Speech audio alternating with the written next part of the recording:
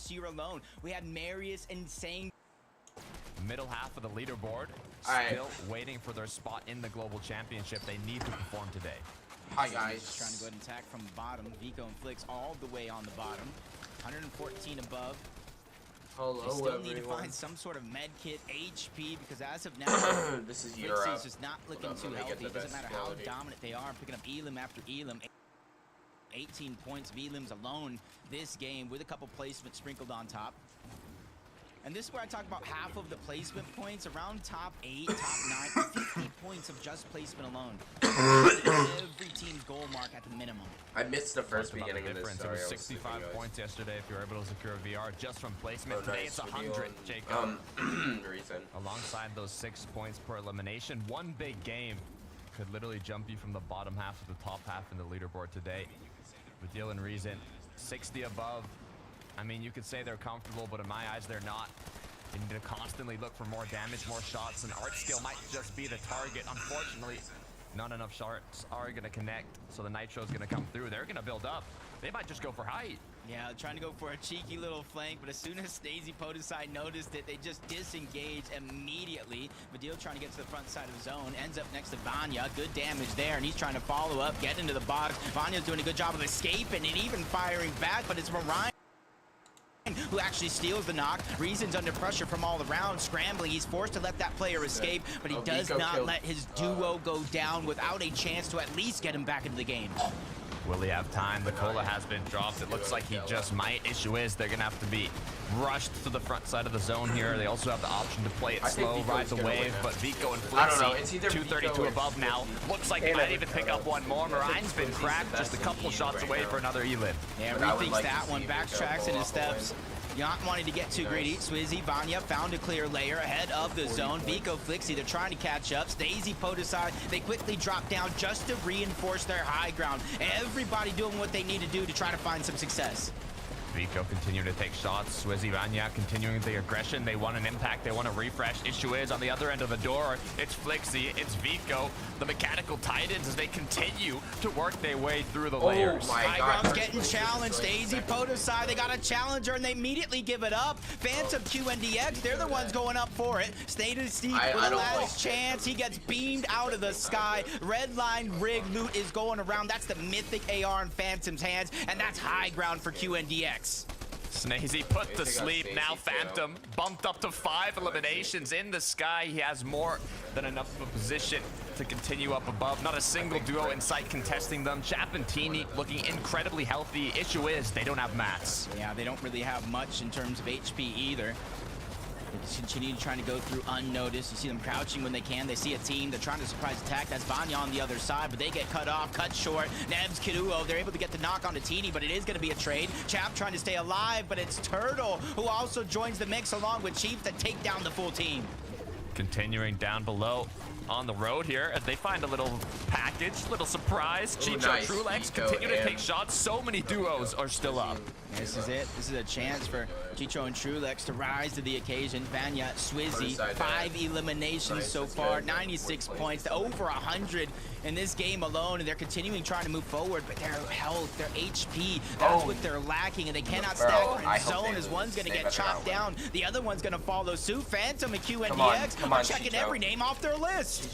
6 Elims already. They've dropped down from height. They want a bit of that aggression. They want some of those eliminations. They know how beneficial it can be. There's still 2 duos down below. If they play this correctly, they can take the fight at the perfect moment to get a potential third party as Chicho's going to knock down one. QNDX now capitalizing on this engagement as he drops down, takes down another. Sheep's on the ground.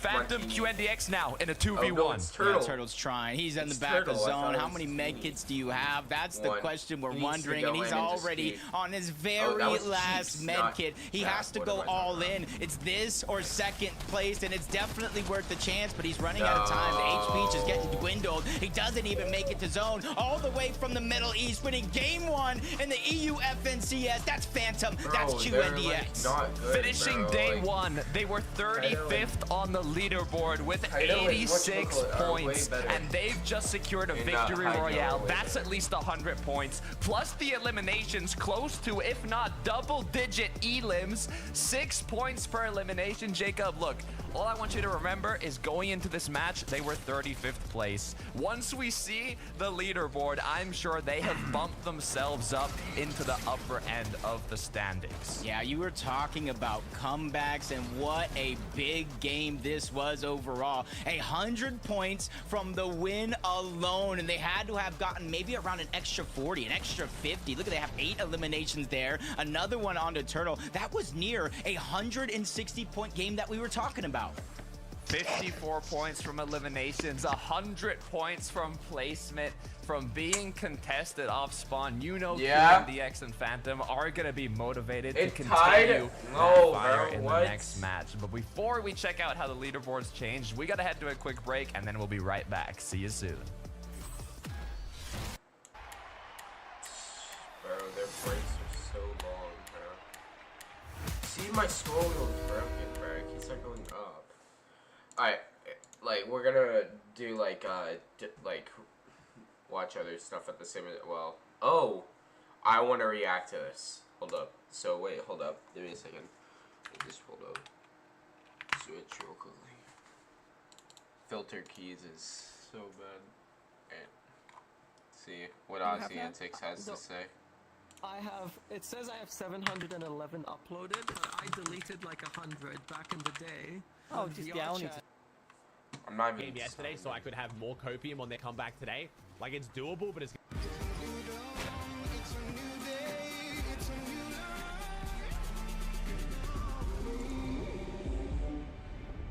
Alright. Let's react to this while we wait.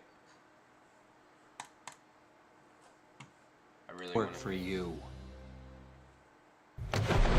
They're coming straight in. Trust me. I've got. No, Agent is not ending. If anything, I think we're in a much better position now. Look at the fan base that we have now. What are you talking about? I still have the same vision that Okay, alright, already.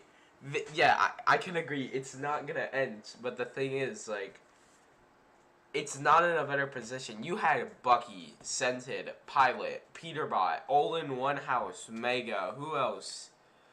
Lil Mega, if you know what I mean. Ha ha ha. No, but in all seriousness, like, you had some of the greatest players of all time besides Pilot. Alright, let's be honest. Like, Bucky, Scented, Scented's definitely top 10 best players of all time. Peterbot, which is like the best player right now. I don't know. You can't really say that. I had before. A lot of you guys watch the documentaries about myself and the come up of Agent, and look at what I was able to do with the Fortnite group that we had. And if anything, like I said, we're in a much better position now. I still want to pick up another group of creators to where they blend and they mesh well together, similar to how it was in this house, and they're actual content creators this time, to where these guys are, you know, YouTubers and Twitch streamers. I'm not saying these guys are going to be the most famous people, but these guys are just people that I think vibe well, and I see potential in them. And for all we know, it could be one of you guys watching. So yeah, so I'm going to be doing another content house here within the next few months with Agent. I'm going to be having content creators in there.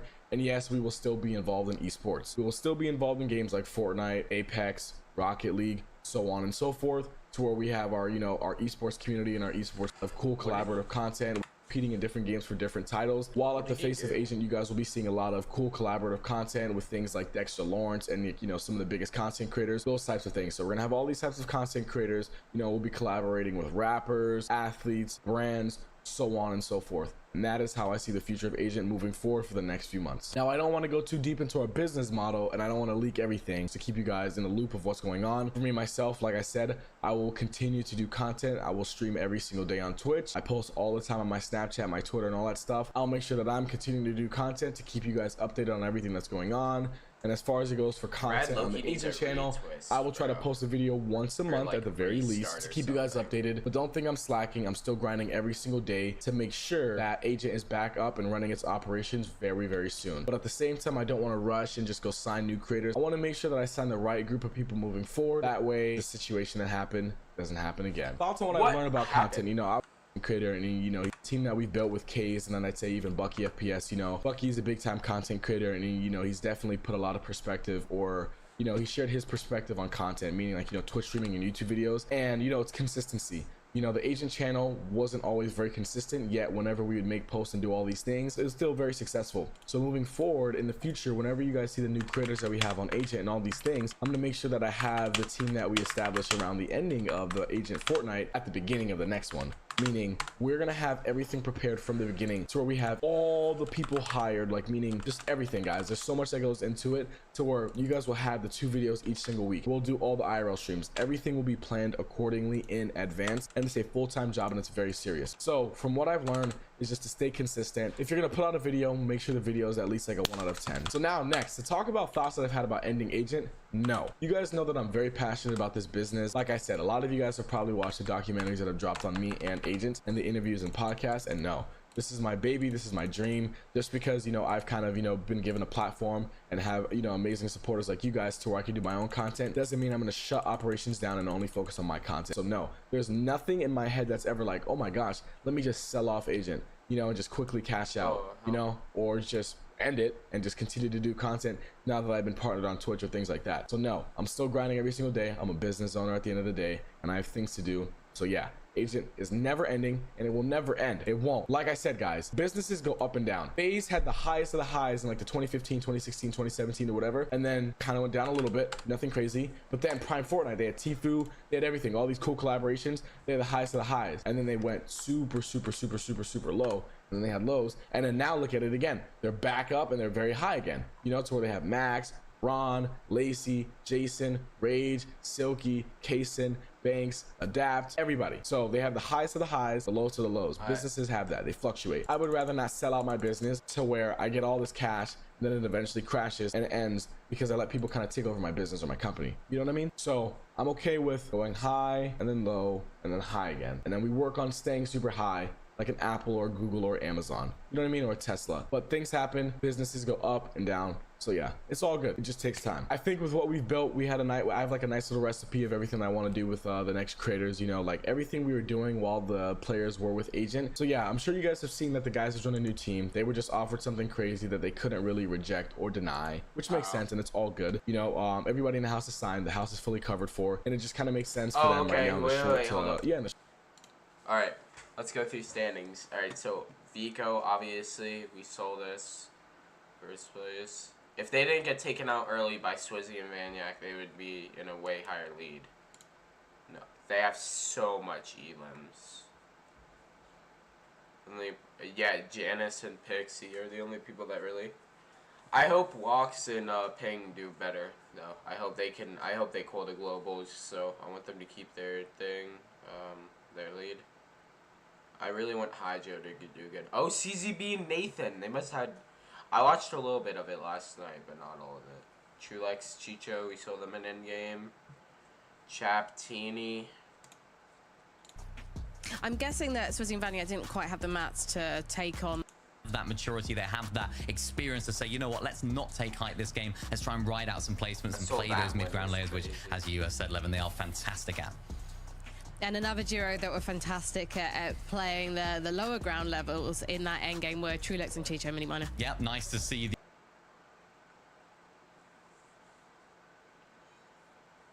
They played super well. Short term, if I'm being honest with you, you know, it genuinely makes sense for them.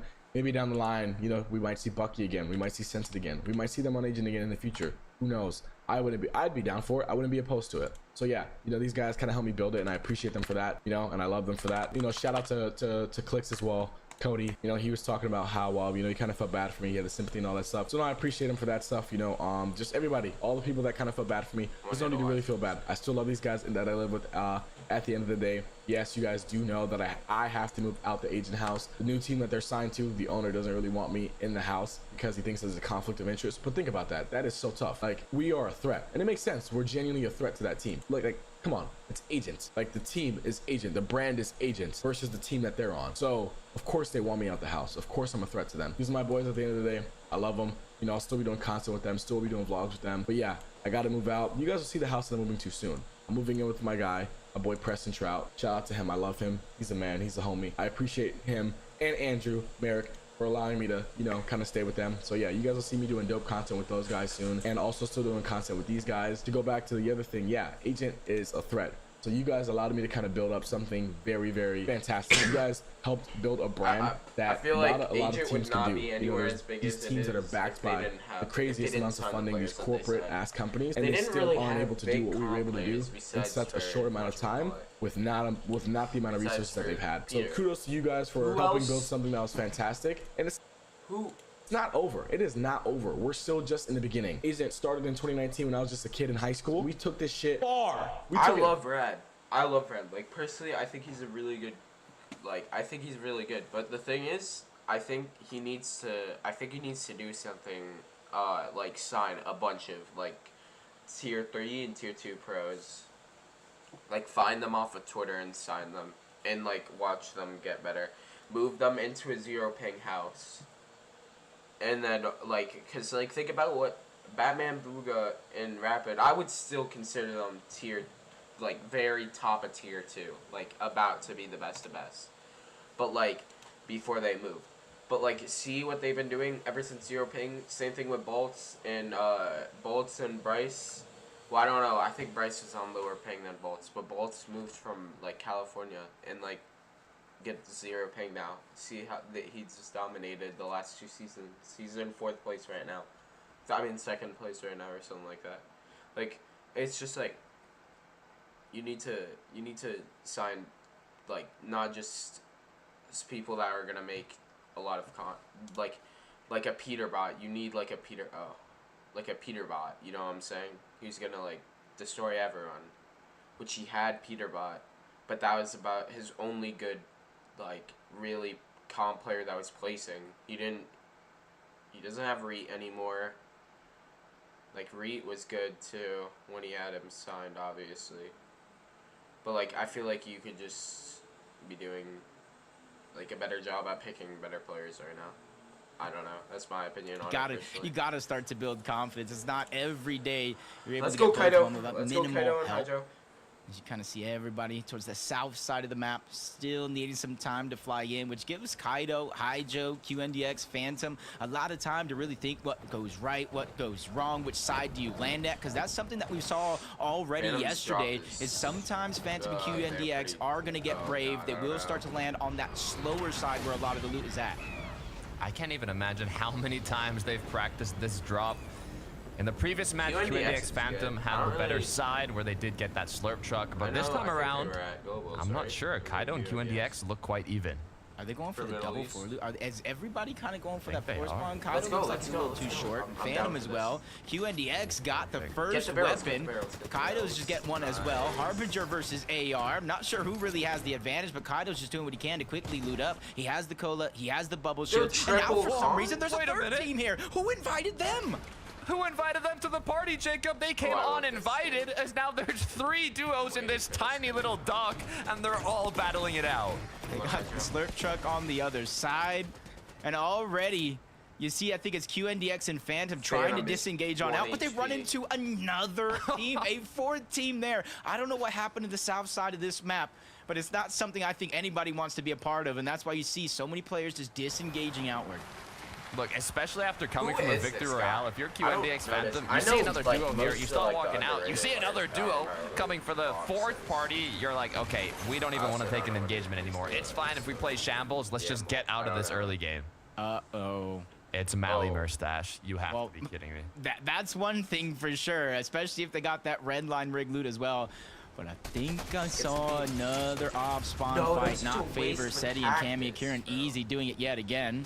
Malibuca and Mustache, you see they instantly get that red line rig loot and try to beeline it for Surge. No builds, no materials in their inventory. Not even a shotgun on Mustache, which means they're prioritizing early game Storm Surge here. Once they don't get the look that they want, then they're going to backtrack and try to farm up those materials.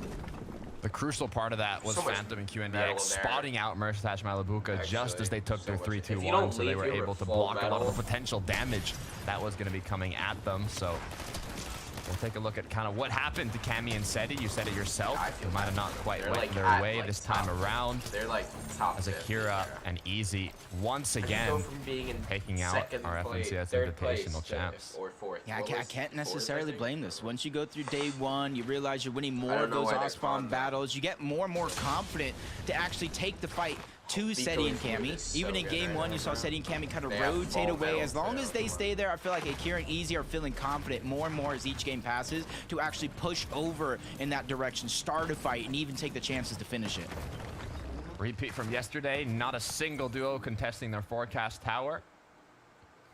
They got uncontested Obviously, Reckless, why would uncontested you, forecast. It's a good place to be in, to be fair, especially if you get good odds with the forecast actually spawning. He was. All right, I'm not gonna lie. Yeah, I think For my they've been FNCS fighting, EU they just predictions, he demand a was lot of third respect. place. So I Towards can't. Reckless in that POI. can't Focus really on be Blue saying. Sea. Nothing really to concern Sky you and there. Scroll, Just let's kind of go. farming up. Oh, but Very little that's metal to be had over there, so Clips, probably I just trying to like get every Clips drop of that. too. Clips is Nah, by but Sky and himself. Scroll, come on. Let's Takes go. down Sky. Scroll just immediately runs into the box. Nice. Just trying to waste Let's no go. time following up on that damage I that just his find it teammate fun- did put fun down. that, He like, finds the he plays with success the Scroll and wheel. I quick think enough it's to where he actually can get the kinda funny. revive back onto Sky. It's almost like they never went down in the first place. I don't think they did, Jacob. I don't know what you're talking about. Sky Scroll, perfect cleanup, 2 eliminations. 5 nitros now left over. Medkit minis. All you gotta do is recuperate a bit of mats, find that metal, as it is the most scarce resource. So if you can get it early on, it's always better, especially if you have kind of that metal route.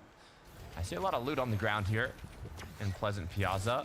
I see a duo that we don't see in this POI too often. Normally it's Clown and Axe Force Yeah, we're battling it right out. there. I do see Clown and Axe Force close by though. I think Axe was already It's just took out unfortunate someone, that didn't so he? many players are coming over Skippy, here yeah. towards Pleasant Piazza. Skippy, Because even though they Skippy, I won the forgot. off-spawn fight, you saw how many teams rotated. They were only really to get points Artsco is from good, that too, off-spawn fight. They placed 34th in that last game, probably struggling to get loot, materials, because so many teams kind of scavenged it before they're even able to leave the POI. Vico Flixie, we saw them at their forecast tower not too long ago, but they See, know like, they that's the have thing, time like- before the forecast tower even spawns. They kind of look They around know, for loot, like- take a lot of these high elevations Oh, on they're not doing it. mountaintops. And as soon as it gets near that time of forecast tower about to spawn, they just go ahead and return back. Top 30. They had a bit of trouble in the Hydra's last game in dead. terms of Storm No, Surge, bro. especially compared to day 1. So maybe this time around they said, not gonna let that slide in game 2. As they tried Gutenberg. taking an engagement, didn't fully commit to it, but This kid's I can definitely assume, or at least German, hope, I'm that they got a assuming. bit of tags, bit of damage. So now that mean, I Storm know or I follow Forecast him on Tower Twitter, is gonna but- appear, like you said, they will be going for that if it does spawn. I think we had, what, 3 south zones, 2 south zones, maybe a little bit of a southwest on one of them. So far, it might be too early to tell, but it does look like we got a There's far decent pull metal towards at the Bowick west. 'cause of the Not too amount of worried for slurp Gutenberg and things that Forzen because they do have the like, I launch think pad. there's, If they hope like, those Flowberry things. Fizz, they can go from launch pad to launch pad on the south side of the map. And if any cactuses are left Teeny over, doesn't even have a they can shotgun, regenerate bro. any That's lost kinda HP crazy. through that. I mean, yeah, you talked about zones. It was like a W dart player surge base. hitting the same spot over Feels and over last again. I season, I think would know basically that's every G-Rex, zone was on the G-Rex. west side of the map, little southwest. Oh, it is Except for Fanayan. one. Bro, One zone Fanayan's kinda been went sitting there. little He sat there in the random. He, like, qualifiers sneezed too. as He was sat, throwing made the a dart that third time or base in something, like but the same exact We'll spot. take a look at Vidil and Reason. I love this pickaxe, bro. See if they can continue their momentum. Lantern. I mean, no way. What am I talking about? Like I said, that when you already have your global championship spot secured, it's a just- different yeah, type of exactly. pressure. It's not necessarily the same, but when you're a team like Vidil and Reason, it's sometimes not always about a global championship spot when you already have. Now they just need to prove that point, win this FNCS, so much go better. into the global championship with the confidence of being the best team in EU. Just thinking about it's got me excited, Jacob. Global Championship. I'm Ooh, excited That's too, going to be a bro. lot of fun. The best I of was the gonna best go, from every but- region battling it out in an in-person event. It's like a lot Top of 10 money. today. There's going to be Wanna go 10 to more San slots Francisco that from month, EU. too. 10 slots on NA as well if you stick around for that And I'm paying for it. to be qualified to the Global Championship. So that's what some of these players are playing for. You got, the prize pool from the grand finals, but also those 10 slots. So you don't have to get first. You don't have to get second. You might not even have to get 10th if a player that's already qualified to Global Championships gets top 10. So for a lot of the players that are kind of on the mid half of the Let's leaderboard be going into honest, today, Vignac and that might be Swizzy are their gonna main get goal. top 10. Uchari and Gear I Ass think would it's be a got nice about team to tempering those see. expectations go. just a little bit. Don't want to lose on, hope Walk. halfway through as Walks ping. Saw Walks go down early on in game 1. Ping was able to get his reboot, but it's because of these early game skirmishes that they're not afraid to trade off with. Trash and Splash, they do land, I do believe, just north of the Underworld towards the outskirts. A little bit of a split drop. So when the zone is in their favor, you see they don't have far to rotate. I can see teams like this kind of positioning, tag each other, the extended box fights for the little bit of surge that they can. And then on top of that, you see not too far away and currently about to open up is the bunker. What's interesting is I saw Ping in Pleasant Piazza a bit ago when we had our eyes on that. Now they're back over here, kind of just wandering all over I tried getting this a area of the map to with get like tags, but then eventually ending at that bunker. Looks like another duo that's found their way to a new POI. It's QNDX and Phantom with an elimination as well. This is a good comeback from the, I guess, surprised early game that they had. Now you could say the shambles early game, they disengaged, they got pushed off, but it was the smart decision. Like, it's not all about proving I can fight off spawn, I can win off spawn, because you know the games that these guys were able to survive, they were actually able to play out. They got 13th, they got 8th, they got a first place. So as long as these guys are able to play to their strategy, I feel like they have confidence in themselves to not only perform well, but to come back here on day 2 and wow. Oh no, I feel bad. That happened to me the other day. I got jump scared. I felt so safe in my Surge Tower. I felt so safe, and then the team landed on me. I jumped, and I was like, am I playing Fortnite? Yeah, it's the crash pad Flowberry. You can see the amount of elevation you can get with that combo. Cantry Cry False. Nice little elimination. Only one though. Let's take a replay. What actually happened here? I suppose just on the other side. Bro, that's just one of those things that do kind of catch you off guard a little bit, or maybe that's just me when it looks like they're going for a full revive, they're trying to hold the wall, then out of nowhere they just push out, and with the Nitro they bump you around, land a couple of shots, and in an instant you realize the tables have turned and you don't even know how. What's going on here, Jacob? So we got Reason Vidil crouched down below at the bottom half of a Surge Tower. Who is that up there? And if I look at the mini-map, I see 2 green arrows, so I think the duo is split up. Yeah, technically it's a solo up there. One wrong decision, Jacob. They might even know that they've kind of made a split Surge Tower, and the likeliness of them dropping down to kind of group up again is quite high. So if they just wait it out, or even their duo groups up, no, this could be huge. I feel like they could have set up a trap. I feel like they could have set up a trap. Maybe they hear him coming. They got one floor. It's edited out. They're trying to do it. Is it gonna work though? Because they have the Nitro, they have Flowberry Fizz. He's dropping down. Vidil Reason under pressure. I'm not sure if they really wanted to get put in this situation, but again, the way the meta has shifted, having to fight for a lot of the surge. You see him going up, ready to challenge. Vidil taking the side angle. Genio is just trying to get out alive, and he's scrambling around, forced to separate from his teammate. Scavi showing up like a guardian angel just in the right moment to tell his duo partner they're chopping you down, get ready. The shots that he took caused them to connect to the builds once again, which didn't break down the Surge Tower, and it might just have been enough to keep the duo alive. I was almost thinking they could have set up a trap. If V would have seen him a lot sooner, Chino could have went down, tagged him with a DMR, edited the wall. I felt the possibilities were cooking, but just the timing wasn't there. Deal Reason, they realized not to stay too long in the situation, especially since it's short distance away. Rift Island is about to spawn. And they split, I think. And you so can like, I want to see Reason Skivvy making use of that, as they're going to be the ones to hopefully claim that flag first. Chicho Trulex have secured a bunker, it seems. He did last season. So although they are in the zone, they've got a bit of extra loot now, and they can make their way back in, basically unharmed. Not too many materials, though. Almost makes me wonder how they even ended up in this situation. Was that even their bunker to just kind of get the scraps that are left out of it? But Queasy out of nowhere, Wild Queasy appears deep in his zone. I don't see Thomas, so I got to make the assumption that they are split up. You do see him in the distance, probably trying to catch up with that Nitro ring. So hopefully Queasy plays this one just a little bit slow, steady, calculated even. Because otherwise he is a solo, separated from Thomas. And Pablo. CZB Nathan, we saw how they can perform when Mariah the zones kind of favor them up north. However, this time around, I'm liking their loadout, but I'm curious to how much damage they've actually done. They've definitely done a decent amount. The CZV and Nate is another team. They're never you kind of look at where they finished on day number 1, 11th place, 172. We kept talking about, you know, the change of the cactus, the north zones, and how it correlates to their placement. If they can start to play well and play more like they have during the qualifiers, during more of those open lobbies, I can see them definitely catching up. Instead of being in 11th place, I can see them getting inside of that top 10, and the next thing you know, they're on the international stage playing for millions of dollars. That's what I hope, Jacob. I'd like to see them there, just like a lot of other duos in this lobby today. Merstash Malabuka, 9th place going into day 1. Well, finishing off Bad day 1 awareness. into day 2. Bad awareness. Hasn't quite went their way today. They've been dropped down to 14th. But all it takes is one decent match. Get the hand cannon, bro. What are you doing? Just trying to see everybody's That up here. hand cannon is so I think there might be a insane, bro. I third had it team. in Yep, scrims Malabuka yesterday. Mustache. Rift It's Island insane. turned into Superstar Island here for a moment. You got pings and walks even on the outside.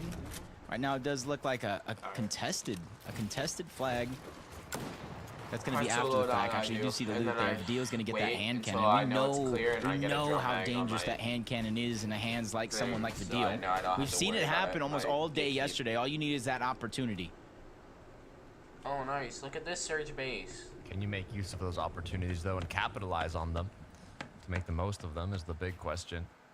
Chapentini currently at 301 points. I believe they maintained their top 5 position from yesterday going into today now after this most recent match. So they haven't went up or down, but that's not a bad thing in day 2. Because the issue is, although you can make huge comebacks, you can also get dropped down significantly if you have a poor performance. Skavi now. We saw what happened earlier on with Vidil and Reason. Looks like they've traded an elimination, and now they might be trading the rest. Which sounds easy, but when that third team comes in, Cantry, Kai Falls, it's going to make it a little bit harder, especially for Ju and Asa. They're the ones getting a lot of this focus, especially since the revive just came out. Kavi and Chino just taking their time, healing up first, and then I see them becoming from in the fight to now becoming that third party.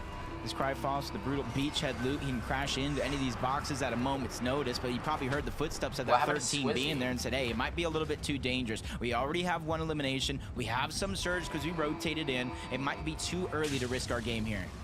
I think this is the second time Skavi and Chino kind of got surprise attacked at one of their surge bases. Not quite the best of luck, but I mean, it could be seen as the other way as well, because now they're 244 above the Storm Surge threshold. They've given up a bit of materials and potentially shield and heals to be there, but it's better than going down to Surge later on.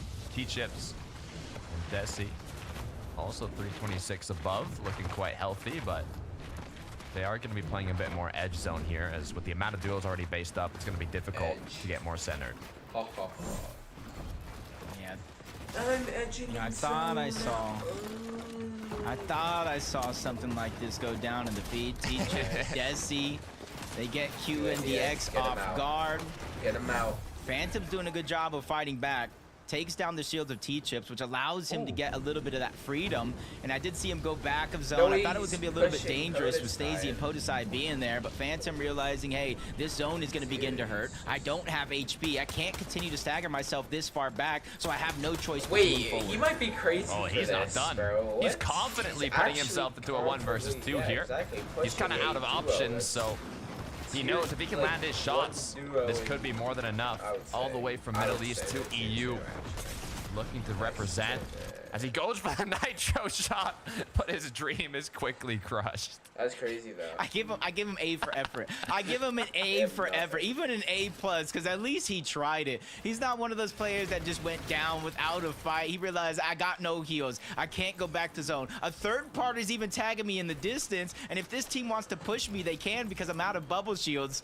So might as well take the fight to them. I was just talking about the surprise attack sometimes works. I don't know why that was so funny to me. He just ran in and instantly got pumped, put to sleep. But hey, starting off game 1 with the Victory Royale, you know it's fine. They're not going to be too let down from that. All they got to do is kind of figure out the early game going into the next match because of what happened there with the triple con 4th party. We'll have to see if it continues, but for now, we're going to focus on the moment. Thomas HD Queasy, 76 points. They need to make something happen. Yeah, they definitely 44th place. This is somewhere on the leaderboard I would have never expected to see these two teams, and now seeing them 683 above the damage threshold. I just hope they get off these bottom layers, because this is where I usually see them kind of getting lobby sprayed, another team trying to break into their box. They're just a little bit too low to the ground, which makes them easily accessible from any of these teams that might be low on surge. Feeling reason something might have went wrong here. 2 HP onto Vidil. No medkits, no bandages to help with that. Does have a significant amount of shields, but How do you go Is for it even getting going to be Island enough with having to 2 outlive HP? the You damage may have it, like, from these 15. players? One tick of storm, Jacob. That's all it's going to take. But Pablo going to go and down. Bevies Bevies was were already very eliminated. good. Pixie now making it into zone. CZB and Nathan, one of the duos capitalizing on these Is players TD rotating or in late. like teams in top 5 So you even got another team just I like can see Walks focusing down on them as soon as they rotate into that spot, and that's why I say elevating yourself is kind of the name of the game this season because of those nitro splashes. It's easy for a team to break in your box. Then obviously the Thunderburst, the consistent spray, especially if it's coming from a full duo. Some of those shots will sneak in. As Vidil and Reason, they're just looking for any way to gain HP or to rotate in a zone without really being noticed. They could go towards the left side. That's where a less and less amount of players are at, but they're going to have to go through the water to do that. Pablo is out. QNDX is out. Swizzy and Vanya. Vanya Swizzy playing it calm, collected, controlled here. Just taking shots as the duos rotating in. They're already inside the edge of the zone, so no repositioning going to be made yet. Nice tag.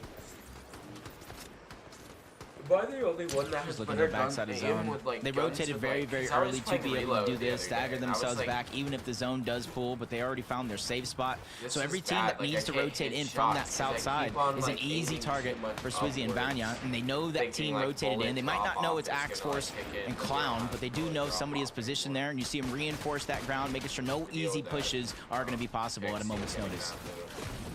See Reason using that dash on through. This is kind of the pros and cons of having a late game by the Underworld. You have that water of sticks, that green water down below, that if the players dip their toes in it, they get 3 of those dashes that can be replenished just by stepping in the water once again. Yannis making use of one of those dashes, propelling himself towards the loop. He needs to go back to get that mats. He didn't get all. As he's still 54 below, though, he's going to have to find some damage. Yeah, you can see how active the lobby actually is right now. Players getting taken down, others moving up the threshold. Yannis was able to find some build, but it's very little. Maybe a little bit more than Siphon Mats overall, and they're just quickly gone. They're out. And he has another rotation to make, so we know for them this one's not going to be easy. And you see how stacked the lobby is around that line from top to bottom. Some teams on high ground, others on the ultimate low, and then others are just making and wasting no time getting to the front side of the zone. So after this 8th zone, it will be first moving.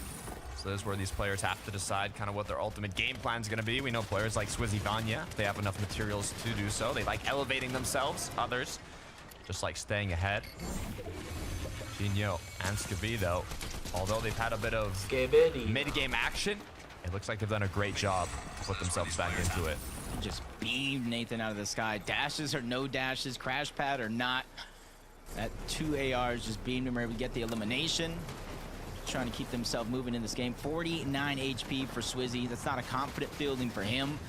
But on the ultimate low ground, he's hoping with the different elevations here in this next zone, not too many teams will find themselves in the mud just like him. Hopefully he has enough strength to get his feet out of the mud as the rotation begins here. Nice crack gonna come through, but you gotta be careful. Opposing end also gonna land their shots. 22 HP for Yannis. As now Pixie has gone down while he was looking for that loot. No time to pick up your duo, but at least you can secure the mats. Yeah, he timed that one perfectly. So when Pixie went down, he not only gets his resources, but he gets that little bit extra from the Siphon Mats, but instantly gets beamed out of the sky as soon as he makes that rotation over. That was Reason who got that. I believe Vidil was lost long ago, so he's going to be left as a solo. Camille Goodenbury are going to be the duo that has the most elevated position. They're up on with stage zone pulling quite in their favor. I think they'll do good this time. They're so high up that they might even be able to maintain this, considering the potential crash bad flowberries that are going to come through on this rotate. I think they still should be pretty good. Yeah, even if a team does go up for that high ground, I think the plan should be to stagger a little bit, steal the high ground away because of that crash pad, especially since they won't hear you coming. The zone is opening up, forcing this rotation out of everybody here. Some above Surge, others might not be so much as Hootie takes down Chari, separates them as Gears goes down to Clownski. That duo's full out of this game. At least they were able to get some placement points. 19 teams still alive, so there's still more to come as well. So Zivanya, great job elevating themselves, giving themselves more eyes on the players rotating in. Now Issue is they need to take shots on the duos rotating up, but they've been kind of blocked off here. Now with a little bit of vision, it's going to be a 41 tag. Bumped up to 123 above the threshold, but they need more damage. Yeah, just like this, they're not getting too greedy. They're taking shots. They're taking opportunities as they come. They're not forcing anything here as they quickly, once again, rotate to the front side of the zone. They don't go to that ultimate low ground. They don't know how much of a roller coaster there is because you see it going, dipping down that mountain, back up on the other side. If you're not ready for something like this, it is going to become a nightmare.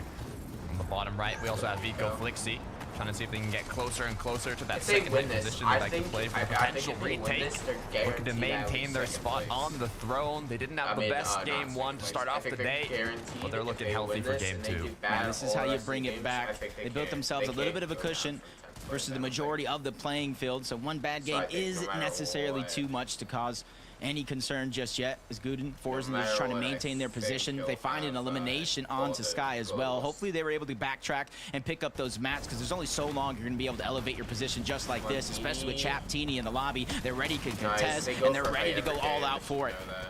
The Flowberry, the Nitro, everything's activated for this retake, and it looks like Oh they might my have just God, done bro, it. that They aim need to is maintain it insane, now, though. bro. That's going to be a massive knock. Continue to apply that pressure on the duos looking back up. Going to even drop down a couple layers here. Issue is, eventually, they might have to find a refresh. Yeah, it's going over a little bit more flat land, making it easier for some of those players down below, but not if the pressure continues. Squeezy by himself, still figuring out a way to make it work. It's these comebacks today with the 1.5 that makes anything possible for anyone. And Swizzy's just jumping around, 15 HP, flank coming in. He's going to get dropped. Banya's now stuck by himself, and he gets the nice elimination on Nerf Stash. The elimination is in, the medallion is picked up, and this is giving Vanya a second chance at life. It's giving him a bit more shield per second. He's going to get up to 50, but he has the big pot. He He has the can't- I don't Flowberry think to he can continue pull on off anything forwards. with it. Issue is, so many players are down in the dirt Yeah, that he's all gonna it's going go to take down, is yeah. one slip up. But Vanya now gets knocked out, gets eliminated, and we continue with Teeny and Chap on height. He just did not have the time to get through the rest of the HP Wops into and tip-top Ping. shape. There's Teeny no Chap, way. they're They're still above. up. And Nobody even has a X-Force chance to is look low, up. They're too. just getting pressured and caught off guard by every player that's down below. This is Pings and insane. walks, This they're able to make might- it far in they this might game this take time home around. first 3 place if they eliminations. win They're this. able to get the Siphon mats and They're claim about to so beat much out space down below. Swizzy's They have points, space I on think low. they're The issue is 404 or medkits being something. popped, and all these players that are running out of materials are going to be dropping down like flies, so they're going to have to continue with their aggression if they want to maintain this Never mind, they position. had Yeah, 460. doing well my right now, fault. but now it's going to come down to fighting because they run out of builds. Nice shot on Axe Force. Clownski's there, but so is the high ground Teeny trying to take advantage of all this commotion. He's able to get the elimination credit for that, but Pings is still alive. wait, He's trying to Teeny's go under gonna the go radar, up but he gets too. spotted out yet again. Teeny looking like he's on a rampage here in the end game. The final 2v1. Ping It's and easy Watts as the are first up, 6 definitely. eliminations and a big win for Chap and Teeny. Great way to finish off the second match of the day. They held on to height for as long as they needed to, and once they wanted to start playing aggressive, they executed it perfectly, securing those last eliminations to pick up the win. After both game one, after both day one finished, they were 5th place, maintaining that spot. But now with this victory royale, I would not be surprised if it's bumped them up to top 3, even top 2 on the leaderboard. No, Yeah, these are those bro, big come point games on. that we're You talking need to about. be doing better than 136 this, points for Chap and Teeny. And as soon as they got the high ground, they did not look back. They pressured everyone from above. Didn't allow them to look up until they finally dropped down and sealed that deal. I love how they executed the high ground retake during the right moment as well. We had so many duos continuing to try and get height, but they waited for the opportunity to strike, and it played out perfectly. Now all they got to do is maintain that consistency to see Alright, if they're they can still take in home first the place. place I spot. was We're going to go to a thinking- I quick thought break, that and when was- we're I just back, realized there'll be it a wasn't lot on more Teammates action to until see, then. so don't go anywhere. Come, you know what I mean. Alright, so the standings are... We'll go and watch that in a minute. Finish that. So, Vico's in first place with 514 points. Swizzy with 466. This is good because they are... I think their lead is going to be pretty hard to beat, I think. Hold up, let me refresh just to make sure. Yeah. So, like... I think this lead is going to be pretty hard to beat. They're almost up by 50 points. So 50-point lead. 466. Teeny and Chap, they have 2 wins, which is insane, by the way. That win ratio is pretty good. Chap and Teeny, 431. Wax and Ping. Nice. If Janet Z and Pixie didn't go down there. So, early. They'd be doing better. Season B, Nathan, Pablo Bevies, Nebs, Tyjo and Skivvy. Skivvy. Casper and Prism, Mustache Malabuka, Clown Axfritz, Mappy Kiro, Video Reason, Gutenberg, Silly Emily. I think that's what her name was last time. QNDX and Phantom. Wow, they are not doing as good as I thought they were. Whatchamacallit, Trulux, Chicho, Turtle, Cheeps, Della, and Fanayan, and Akiro and Yeezy. Hijo and Credo, there they are, 21st, nice. So they just need like 2 good games, like, and try and get a win in one. Fire Hunter, I wish he was doing better too. An artist. It's Queasy and Thomas in 32nd place, which is insane. What is this team? I know this team is Spanish. Oh wow, that's bad. That is bad looks right there. What? I haven't heard of Stormy in a while. Destru I haven't heard of in a while too. He's 47th place.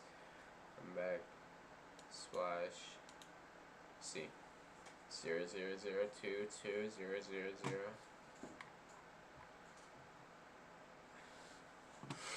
Nice. Far. So it's not over. We're not done. We're not giving up. Agent to the moon soon. Not over. It's all good. It is what it is. So yeah, there's so much that you guys are going to see coming soon for Agent. Just give it time. You know, a lot of you guys were kind of skeptical on what's happening with the rebrand. And what I meant by a rebrand, guys, is just higher quality. So a better logo. You guys are going to see the word Agent now, you know, with our branding. We're going to have like a color, an actual, like, you know, colors to our branding and all that stuff. You know, it'll still be black and white. You guys are gonna see way better jerseys. The jerseys are gonna be so high quality. You know, everything is gonna be a lot better, way more fancy. This is like, you know, the business is scaling and things like this have to be higher quality. That's something that you guys can keep an eye out for. You know, you guys are gonna see that very, very soon. What else is there? You know, like I said, expect new creators, a new content house. You know, the conversations with some of the brands that we've been talking to kind of have to be put on pause. Like I said, we will still be competing in esports titles. So Apex, Call of Duty. There are some Fortnite players that I will pick up, but our main content focus is going to be around this new group of people that I've put together. And for the ones that have been in my Twitch streams, we've been cooking this up on Twitch. So live, twitch.tv/AgentRad. In my Twitch streams, literally this week, we literally were picking out content creators. And you guys were referring to some people that you wanted to see me pick up. So yeah, like I said, it could be some of you guys as well. I'm not saying we're gonna go for the most famous creators, but I'm growing with a group of people that I think blend well together, vibe well together, and make great content well together, and that I think I see them as the future of Agent. Moving forward in the next few months, we're still gonna be doing these brand partnerships. Only has like how much subs do I have? Like 120 or something like that? Like, yeah, like 113. Like, there is no, like, I wouldn't be shaking anything up. Like, my views are like, my highest viewed video has 5,000 and it's a YouTube short, not about me or anything. It's literally my best friend playing basketball. Or my old best friend. Wait, why can I not play? Oh, I'm getting this kid is horrible, by the way. 1-1-1? Yeah. Panic, don't sell. Don't sell, Panic, wait! You're selling! Every game trying to sell us a check. No one got stopped like nigga, who next? Chilly game, but I pull out with jets. Yellow got shot, but let's rip through his chest. And I heard Jacob die with a vest. Minutes low for her, he switched on the set. And I heard Jacob die with a vest. Minutes low for her, he switched on the set. And I don't understand these facts. Jim Chopper got shot to his back. Bobby ran and got turned to a pack. Like who gon' spend, like come get back. At the flock and get put on some shirts. Been away, we gon' shoot up the hearse. To my bitch, put the gun in her purse. Niggas don't live what they rap in their verse. That long piece. Bro, you can't be serious. You guys want to watch until... It doesn't have to be Fortnite,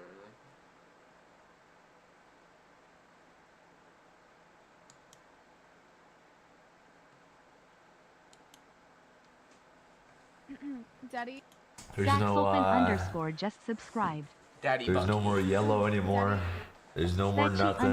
Just subscribed. Don't I know I don't look good, guys. I know. I look awful. Spyro 2 just subscribed. You know, after a very long JJJ and 1026 hard fought career. Sad day. I have decided we made a lot of memories. Nugget in a jar. You Just better still subscribe. play, bro. Oh, that. You know, You better still play. I would like to just sit out here and say there's a lot I subscribe. wish I did different, but I do think everything worked out how it was supposed to. You know, I don't think I was supposed to walk out on that Drop stage. his F. I think I was supposed to get banned for trading that Storm Surge. I feel like everything happened for a reason and put me where I am. 100. I did have a very long career. I could yap about that for, you know, a couple hours here. We could go On through all the top memories. FC1, just subscribe. I really did start OS playing out of FNCS the, you know, pure love of this game. When I started playing, I'm not gonna say the last thing I ever thought was to go pro. When I first started playing, I really did think I was gonna run this fucking region at one point. I'm not gonna lie.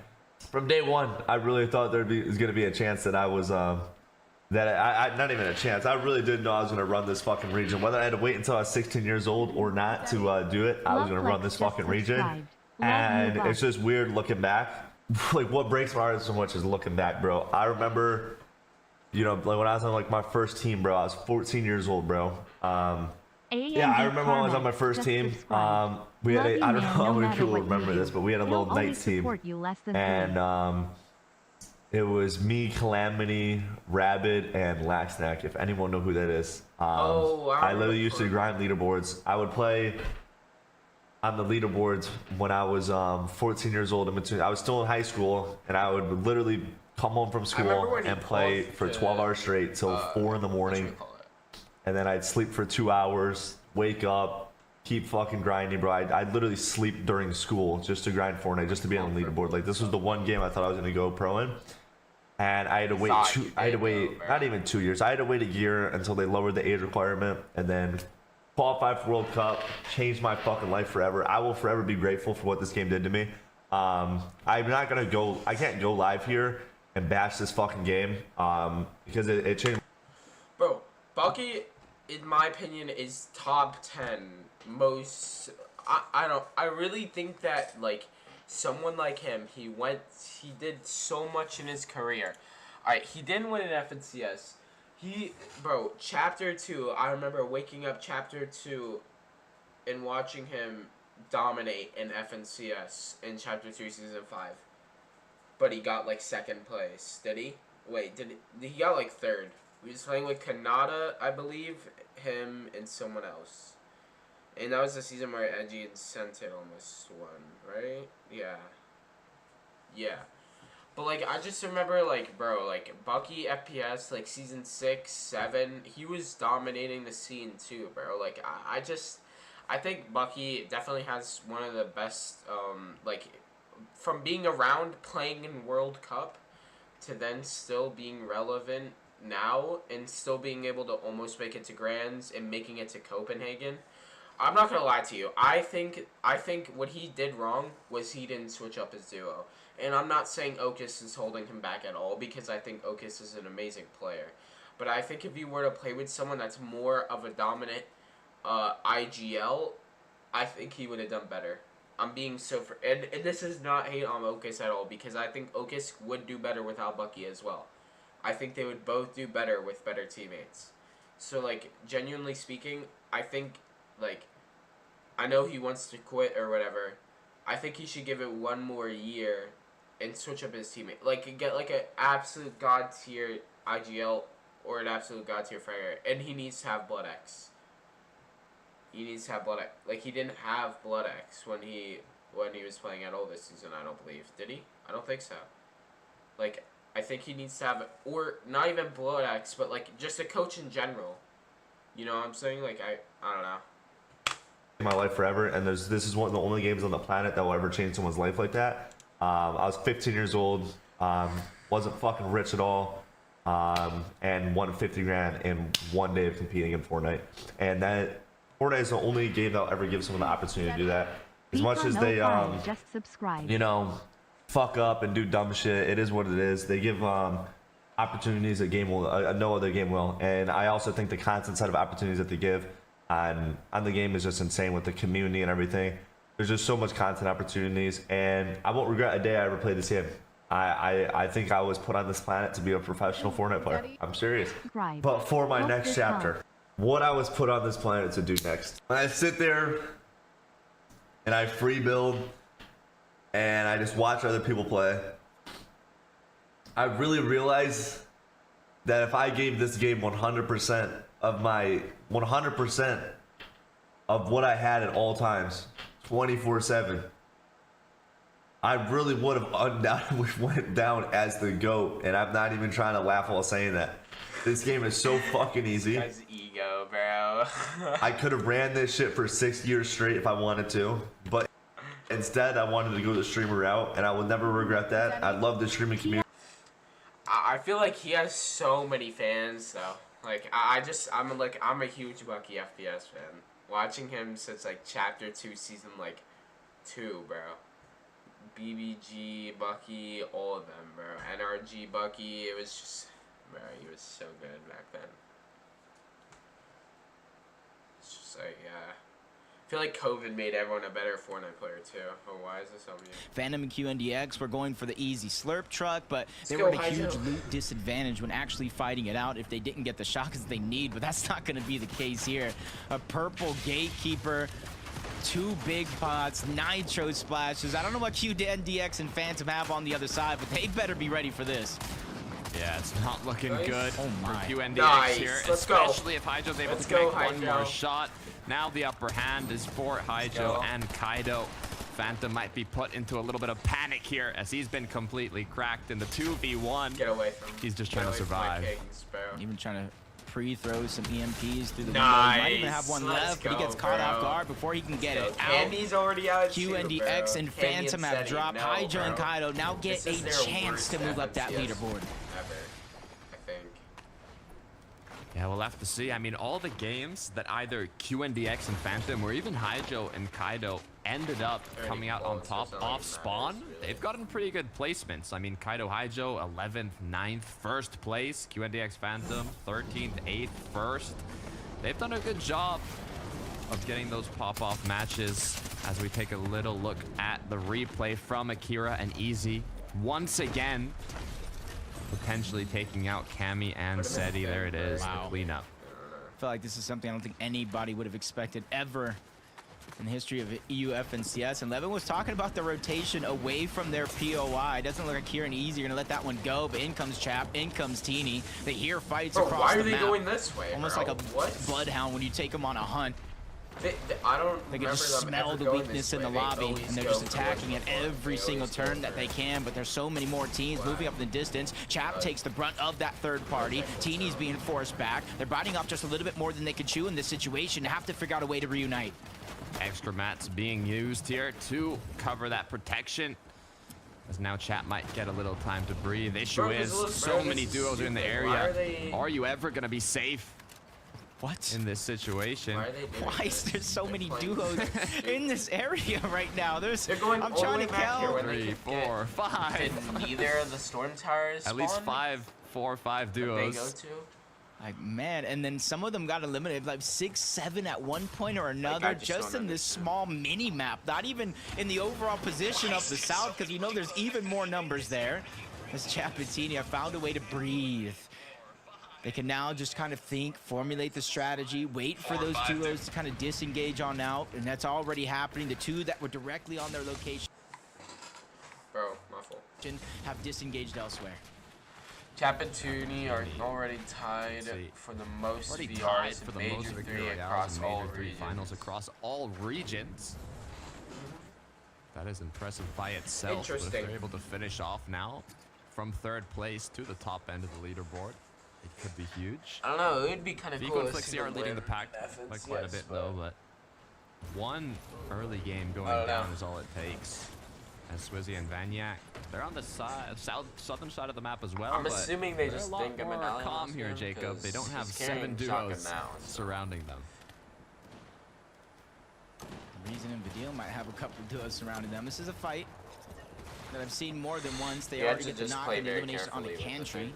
Oh, nice. Pride Falls instantly disengaging on out with the crash pad.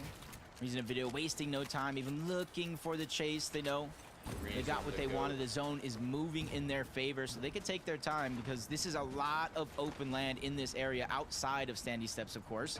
So as soon as he continues to move towards the south, if he does, they're going to see him hopping around, even if he uses the nitro rings. I don't think either of them use DMR, right? Am I right about that? Or? That's Reason and Vidil have found their prey. Yeah, I think they like key for all their surge, which I mean, I it, guess though. is smart. But like Rifles every has heard time the I danger. go and watch Double them, box I comes swear through. they're like shambles And in now the endgame attempt to with escape. nothing.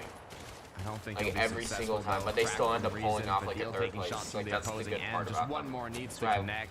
Or like I They love can watching pick up their Reason second like play elimination. like solo victory. Gotta be Comes careful, he's though. dead. Another team is rotated in. That happened to me Vidil before. No way. goes down. He just got bumped away with the It's nitro. Teeny and Chap Chat, Teeny bro. have all What? the They're duos keying to come in and everyone, try to bro. third party this. This is their way of coming back into this tournament They need to to go. take that first He place. needs to- Another one is down, but now Reason's left He by needs to get himself. the And I'm not sure Chap and Teeny have let their position be known just yet. Did they even see Vidil go down? Oh, They they're must have, they're right? going away. 100%. Okay. Chapatini Vidil saw is good. Vidil go They're down. good. Reason left as a solo. But bro, and they're that still happened. choosing That to happened to my disengage. friend in game, bro. Yeah, a little bit of an interesting decision, but I just I don't got know the how Peter long bot he's glitch been a few down. days They ago, don't where know like how I long got the I hit revive has been the had. nitro A lot like, of questions barrel, here, but and we it can't went bet sent against flying Chap and up Teeny in because the maybe they air. even see it's Redeal and Into Reason, the and they're like, ocean. no, they might be a little bit too good for an early game fight. This is too big of a risk. Let's just go hop around the team. Everybody kind of knows the drop spots, who's claiming what spot and where. So that might be a little bit They've been part of their looking game mad plan, good picking this and season, choosing their too. battles. I was saying Yeah, that yesterday, F's and I and think that could be a Kira, great though. example of it here again today. Like, It really could good be this season. as another location of the map that has an You incredible just amount don't of have a duos. scope on there. By the Underworld, Thing. even closer to Pleasant Piazza, King. we can see a lot of the duos that originally land there are here, like Clown and Axe Force. Taking a look at the more chilly side of the map, CZB Nathan, Aiden Mariah Kaid, Mariah and another duo close were by. doing good all season until When guess disengaged they're are not now, really CZB doing and Nathan are staying amazing there. right And it is going to be worthwhile. He threads the needle, I do believe, with the DMR. Maybe even the hand cannon, just cracking the shields just a little bit, forcing them to expend a little bit more of the resources in which they otherwise wouldn't have. And so if CZB and Nathan choose to follow this one, they know they have a little bit of advantage, but I don't think that's going to be the case. I was about to say, did Vico It's a not zone get that in, favors but them they're just a extremely little bit, split. and I feel like they need to take advantage of that. Pixie goes down. We talked about Flix C and Vico.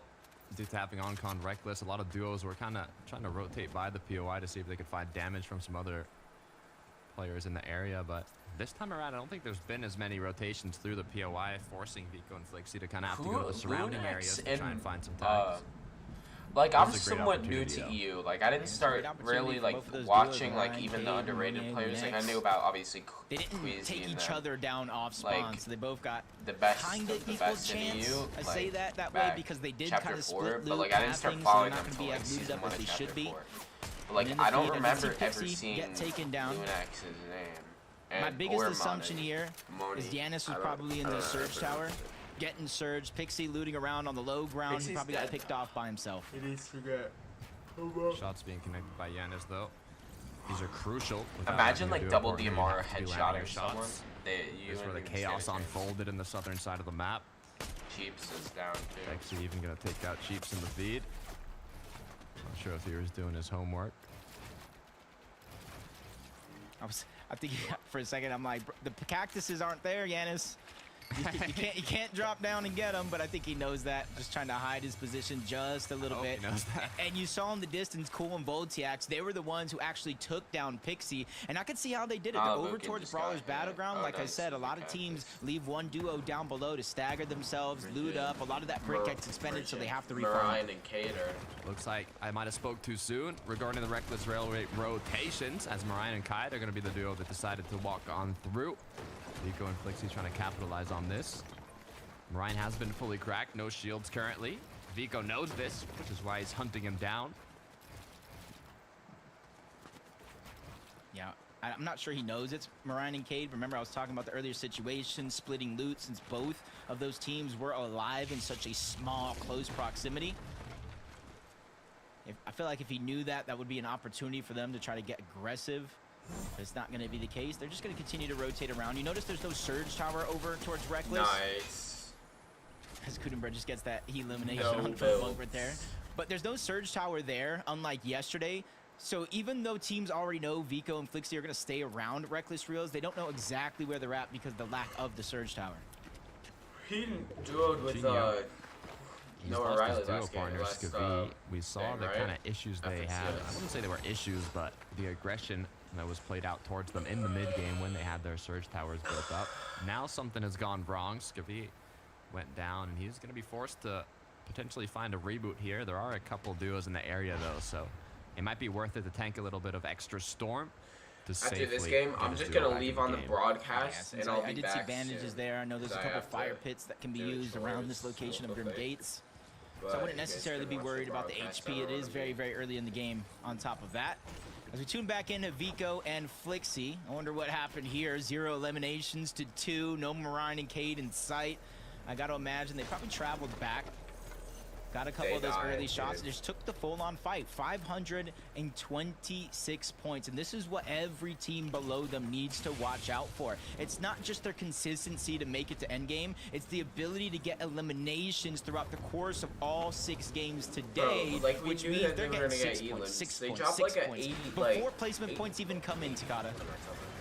They dropped like, especially with 40 the buff kills in total. Placement points. Quick replay of how Marine ends up getting eliminated to Vico here. Nice little quick cleanup, in and out of the box, even picking up another one. Vico. Okay, that your cone, duo partner. That cone was not. That cone, I give him credit for that cone. I for some reason thought it was the other player's cone, but I saw it went from wood wall, wood stair, wood cone. He coned himself, dodged the shot, dodged the nitro blast. That was actually a good fight if you actually break it down in slow motion. I mean, did a great job there, not only connecting his shots, but keeping himself safe for Flixie to come back and assist. Nebs kidding. Nice. Nebs another duo down. finding their spot for the global championship, but with Nebs going down, there's another situation. Bro, they want to get to that. They want to get to what Chino was in. Issue is now there's a lot more duos in the area, so what happened to no what happened to word to be Does anyone know a safe reboot. Can I speak? Does anyone know what happened to Cheaton? He's gonna have to wait. He He already knows here he has to start looking for more heals, because if he's gonna get that reboot back, it's probably gonna be in Grim Gates or one of these close reboot vans, which means they know they're gonna stay a lot in the zone, getting ticked down to very little HP. So med kits, floppers, small fries, anything is gonna be needed. Come on, Chari. Another side of the map that's gonna be busy, forced to rotate here in a few seconds. As Chap just trying to take a mini charge, bumps into the wall and just say, you know what, never mind. Never mind. There's too many teams around this location. Even more rotating in. It's not a situation I would just want to fight all out in. Not anymore, for sure. You can see Kaido and Haijo there on the hill, looking to see kind of what's going on. What party were they not invited to this time? Diddy party.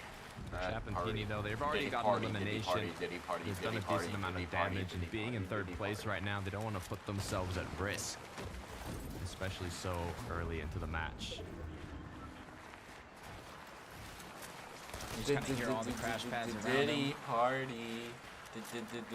And that is going to be the only team that is still kind of in this position back of zone. They're probably looking over at Chap and Teeny and say, hey, when is this duo going to rotate? I don't know if they heard Pablo up there, but he's a solo. This is going to be a tricky situation, but I think they're just trying to clear the space. Not necessarily to go after Pablo at all, but you can kind of see what they're aiming up. Crash pad.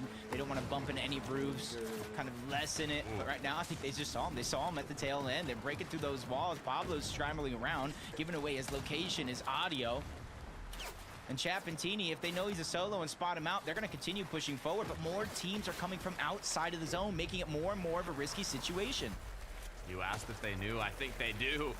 At least they do now for sure, but with another 2 duos rotating on the edge of Storm, Pablo shortly behind them.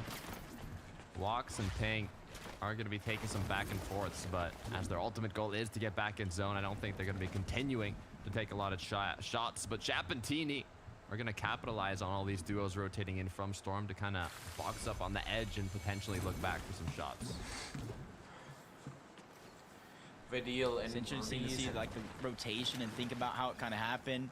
Ping and Wonks, they land at the underworld. They probably saw it was going south. They rotated all the way down towards the west on the most part and found themselves a slower side of the zone. And they do have access to Rift Island. That's not too far away. If they want to move in, grab one of those rifts for later on in the game. They just like kind of got stopped. They got spotted outside the zone. Not only that team that's kind of on that line of the zone with them. Now Swizzy and Vanya have a good line of sight. Cactus, they know. Right? Southern pull. And it's going to be Swizzy and Vanya on top of Malibu Commerce-Dash's POI of the day. How long will they hold off here, though? Rift Island being close by. It's almost a perfect location on Rift Island to take shots at all these players in the south.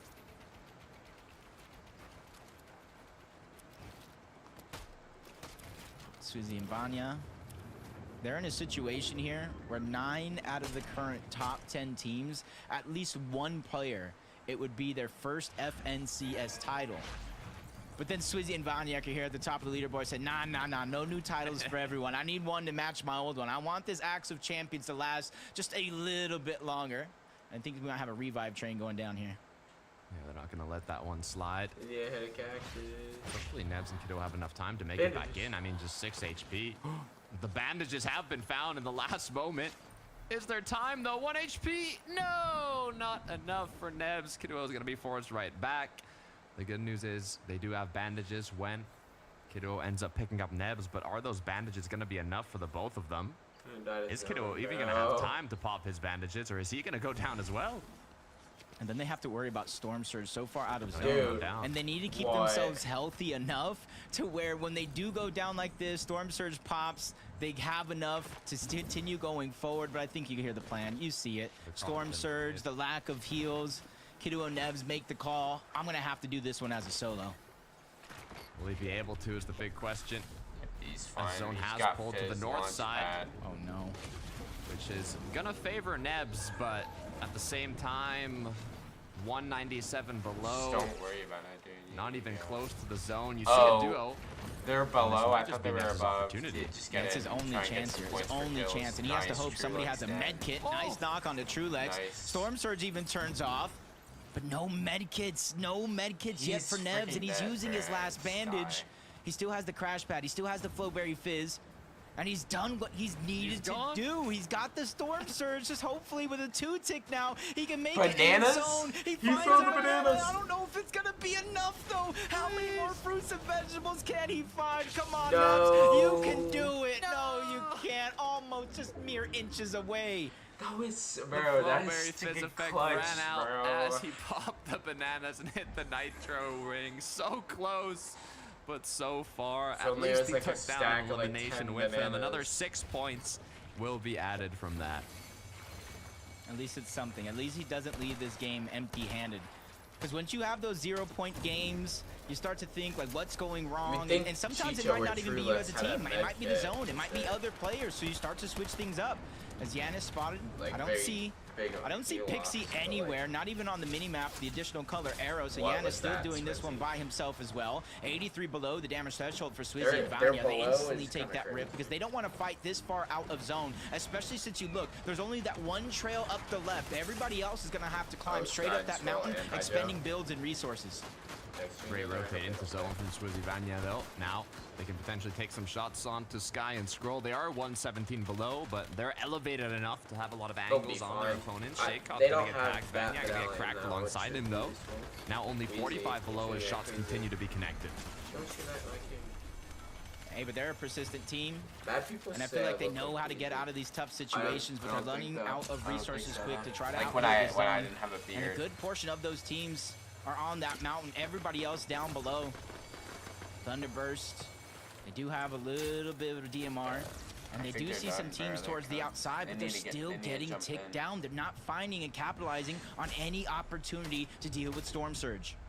The only other duo in their surrounding area that's getting tagged, I believe, is the duo directly on top of them, but they're not really peeking each other, so they're kind of forced to look afar. Good news is, though, now 60 they go down early, they got a bit of time to get some fresh air. Earlier, they're not gonna. But they've used everything. They've used everything. So the fighting for them isn't going to stop. They're barely above Storm Surge here in this zone. They have no resources. Yeah, they might have builds, but you can see they're even kind of chunked down already. One fight, one surprise attack I feel like they will both go down. So check in on some of the other action that's going down around the map. You know how heated the day is getting, especially for what's up for grabs. Vico, Flixie, getting full they take down Masia. is kind of crazy. But it's only going to be a knock though, so at least the Solo's still left alive to try to get as many points. Swizzy is down. Speaking about Solos, oh my god, Swizzy's wait, been this is knocked bad down. for Vanya them. left alone with This just is 30 bad to for 40 them. HP. So many Vico can duos have a good surrounding him as game well. here. Chaptini being one of them. They're going to choose to potentially rotate here though. Still not in zone. Crash Pad's going to come through, but the shots are on them. They've got to hold the build. They're going to make sure the eyes aren't on them. As a nice clean rotate is coming through. Do they die? They better not. This is becoming a little bit of a scary situation. Vico and Flixie still up, first place by 50 points. Vanya is a solo. Nebs and Kaduo are gone. They better get their second Janus place is by himself. So a lot of the teams that are looking like contenders are kind of in shambles here in this game, except for maybe Chapatini, Ping, and Wox. So they're going to have to keep this one close if they want this FNCS to stay within grasp. Just 15 below. Nice. One shot is all it's going to take. Nice. But surprise, right into the Tini box, out, bro. taking down Get Tini out of here. Chaptini. Left alone. He does get gotta that let- we elimination, gotta get but is he Swizzy going to to be get able the to get his second duo place. back? Okay, so I didn't curse him, right? That does not count because I was just talking about them being the only team, the only full team still left in the game that can kind of contest with this one. They're still on the low ground, staying alive. Yanis, but it does look like he has some active Storm Surge. Being a solo most of this game would tend to do that to you in a rough spot. That's Chapatini. They got a second chance here in this game. Still 172 above that Storm Surge threshold. Placement points are coming in as well. Everything's stacking up here in this game to become close. I'm acting like I don't like But Chap. the good news is they're back in business now for Yanis. He's But been playing I as a really solo want for a Swizzy to significant amount of this match well. now. 12 Actually, below. you know who I He was really able want to to get do a well? decent amount of tags, but one more Kaijo. was all he needed. Kaido. Unfortunately, he is going to be forced to kind of I'm on out-heal the it here with Kaido the and medkit and Kaido Flowberry. Hype train. I wish Janus would do well too, so he could get to I was saying, globals, I least was get hoping to he at least globals, gets that shield up before it actually strikes down his HP, but it's still 57 below the threshold. You see he's hunting around, looking, but not necessarily jumping out in the open because he knows these opportunities will come as long as he's just patient. But a full metal box means he has to look elsewhere, and he spots out a team towards the high ground, trying to take advantage, but quickly notices there's so much going down on his layer, it's not going to be easy. He has to go ahead and reposition if he needs to find the shots that he wants. Tango is down. The issue is too, if the zone pulls back south 18. up this hill, it's going to be an incredibly difficult Reason rotate for Vidal Yanis. still up. In just a Kaijo- couple seconds here, Kaido's we'll still see up, where let's that moving go. zone pulls. It pulls northwest. So I don't believe it's going to pull over the mountain. It actually might just be pulling back, which is perfect for Yanis. Yeah, maybe just a sliver on the mountain before it goes off. But you talking about perfect for Yanis as a solo. Vico and Flixie are the ones everybody has to watch out for. About 40 points in this game so far, with almost double that still to come. Maybe even triple in some cases. Malabuka and Mustache really haven't seen them too much in this game. But as we do, they've elevated themselves on the high ground. They have the mythic hand cannon, and they have a rotation. That Means they shot have was so multiple good, opportunities bro. to do What? just that. Especially here, Bendy flying goes through the insane. sky, Do not trying to make a fight little bit of them. a montage. Misses that shot, but he got what he was looking for. Nathan Elevated up position. to Levin was Nathan. talking about them not yet being in the running for that first place spot. They're Vico, just outside the Flixie, top Janus 10, but is one still big up. match can be all it takes to put them in top 200 5. below. He needs to As stay Yanis on it. is still going strong as a solo, but now he desperately needs to do more damage. Oh, Vico, Vico goes Flixie, down. they just got But taken Flixie goes down. down A too. blessing for everybody that's in shambles No, at that solos, would've been- including it was Yanis. Now supposed it's to be a time good to try to game close for the them, gap. bro. One No. elimination, scrounging for loot, but he's 225 below the damage threshold, which means he needs more than just a singular elimination. Even if he takes out art skill, it will still be below the damage threshold. He needs some shots on Shakos as well, but with the zone pushing in, he knows if as long as he pushes forward, stays above everybody else, those opportunities to land some surprise shots will come.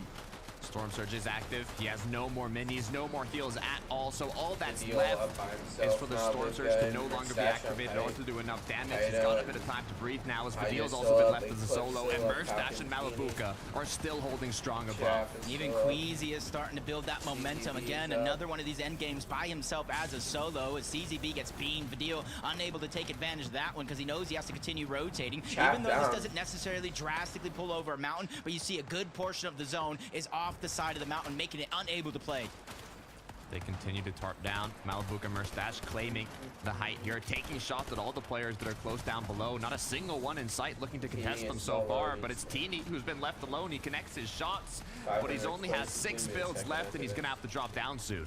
Yeah, this is not good, and it's not even a fun situation to be in, but he's trying to land some shots before the inevitable has to happen. But he looks up, Malibuca Merstash still going on the high ground. Nobody really having a chance to contest them, but a sneak comes in. Teeny landing a good shot, but unable to get the elimination. He's out of mats and resources, so it's a vital must if he wants to survive. Riding the wave of the storm right now. He cannot go ahead due to having 0 mats. He has to find an elimination here, but he gets spotted out from above. It was Malibuca and Merstash that are also getting contested. Merstash left up with just a sliver of HP, now forced to heal. Not weak at all. Malibuca looking down, trying to put pressure, and he needs to because he can't have teams looking up. They're almost out of builds, and Chop is going to come through unless they want to drop down. And the fact that he's not healing means Malibuca Merstash do not have heal off. If they want to win this game, they're going to have to drop down and win by eliminations. They have 0 materials as well, so 100% we're going to see from aggression from Mali Merstash. Easy, though, with 4 Elans. Akira with 3 is the duo that consistently is taking out Cammy and Seti, but they have yet to close out a big match. Can this be the one with Malibuca and Merstash applying pressure from above? It's going to be almost impossible. Elimination comes through, and now Kovacs in the zone trying to make it back. Yeah, it's not going to be enough. You see him kind of chopping pickaxe and trying to find the heals, and all he finds is Malibuca and Merstash, and they find a 9 elimination victory royale, 156 points. These 1.5 multipliers are going absolutely crazy today. Hold up. Look, I'm thinking about the quick maths. I can't do it in my head, but they're 11th place with 267 points going into this match. Let's see this. As much as I love Levin, I don't really want to sit here on this thing. I watch their podcast every day, all day. Alright, let's see. Vico, Chap, Swizzy, Walk, Merstash, Janice, CZB, Yeezy, and Akira, Vidil, Della, Nebs, Kovacs. I don't know who Huddy is, to be honest. Oh, Huddy. Yeah. Wait, wasn't there? I think there's an NA player called Huddy, though. I think I'm thinking, I don't know if I know this guy. Crazy. Of course, they're Danish. I do. Skivvy. Skivvy went down to 16th place after this. Nice. It's bad looks. Who's in this? This team still only has... Yo, that's bad. That's bad. Being someone who won globals and now being in 48th place, they need to like get a win to like even get a 20th. But let's see.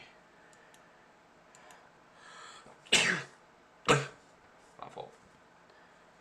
So nice. That's like it's pretty good games.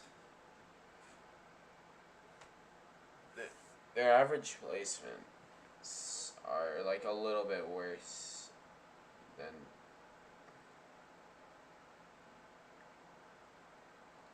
I mean they have the second best average place. Their Swizzy outplaces them slightly. But yeah, no. Alright, well I'm gonna go do some stuff, get ready, and then I'll be back soon, alright? Like a few, I don't know, let's say like 20 minutes or something like that. So just watch the broadcast, I'll be right back.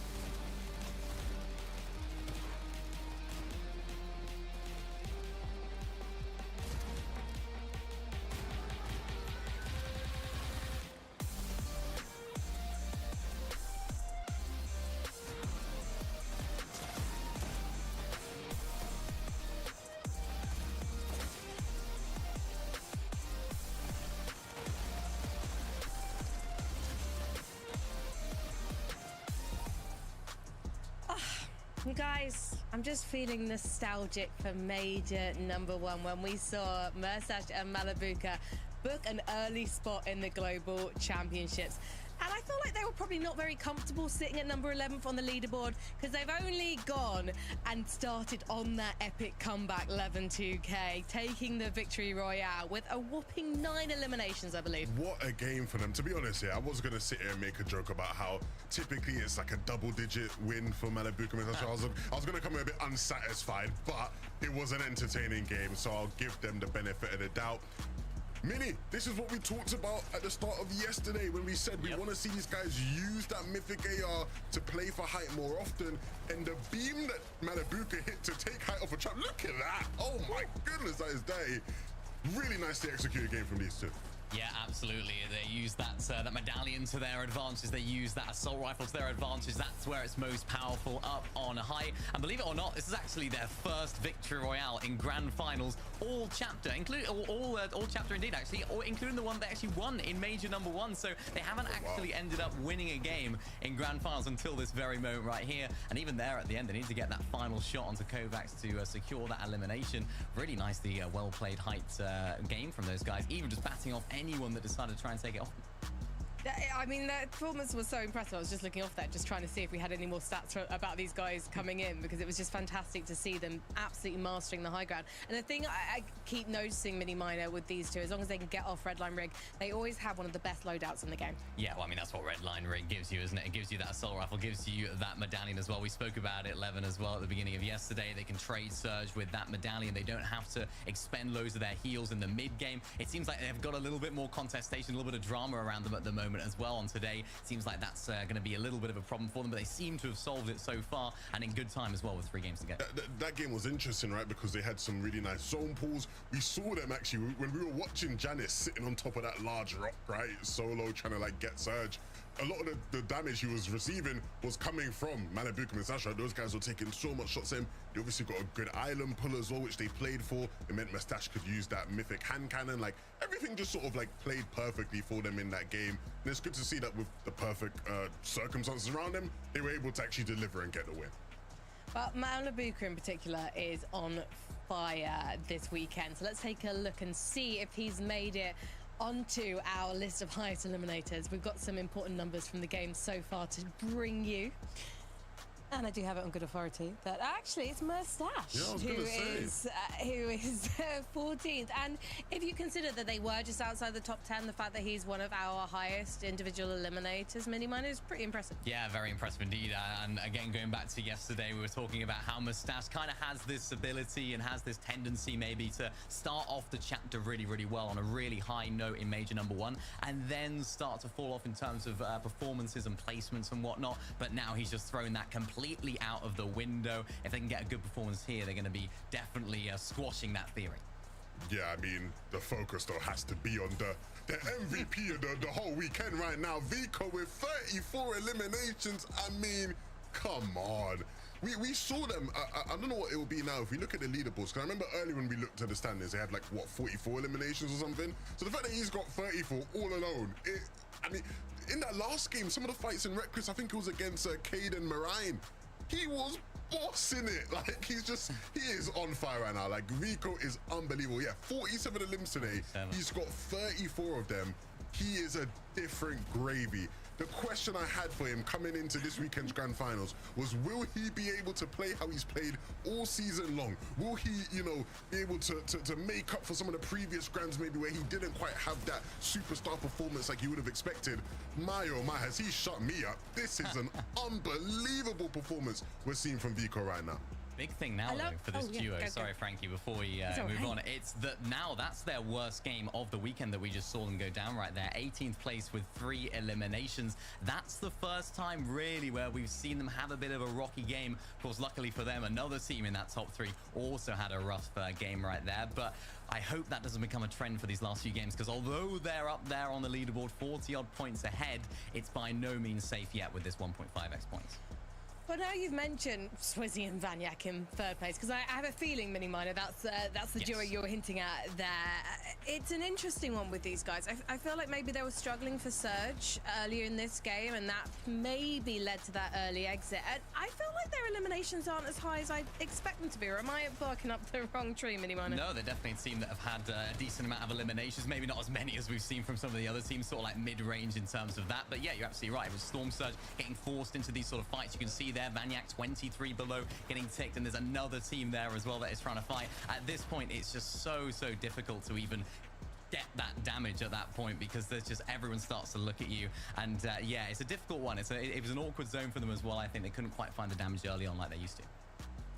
Don't forget that the top 10 is where all of our duos want to be right now if they have not booked a spot in the Global Championships yet. And if you cast your eyes to 7th, we've got CZB and Nathan. They're managing to hold on pretty steadily to their spot in the top 10. They've never been to a Global Championships before, and I'm starting to believe they can do it, Levin. Yeah, I mean, they were a team that I picked as a potential, you know, Global Championships qualifying team. I mean, they've been spectacular the past 2 majors throughout the season, and capitulated a bit come the back end when it came to grand finals. Nice to see them picking up a bit of momentum here, as again, yeah, it's getting dicey. But I think the good thing, right, for any team that's like looking to try and qualify for the Global Championships, you look at the top 10 right now, right? You have Vidil and Reason in there, Nastasha Malibuka in there, Suzy and Rania in there, Chappie. That's 4 teams who have already qualified for Globals. That means you top 14 is what it's going to be right now. All the teams in the top 14 would qualify to Globals right now. Yeah, but only one can win the top prize of $170,000 and the Axe of Champions. So let's see who is going to be in pole position after our next game with Takata and Jacob Pia. Time truly flies when you're having fun, Takata. We've already been through 9 games this weekend. This is the 4th one of the day, and it's the second half where you have to leave behind no regrets. Yeah, what Levin was talking about too. Right now, with the amount of duos that are in the top 10 that have already qualified the Global Championships, top 14's Pablo Bevis. We got Prism, we got Kovacs and Hootie. A lot of top tier talent on the edge of qualifying. So let's get right into the 4th match of the day.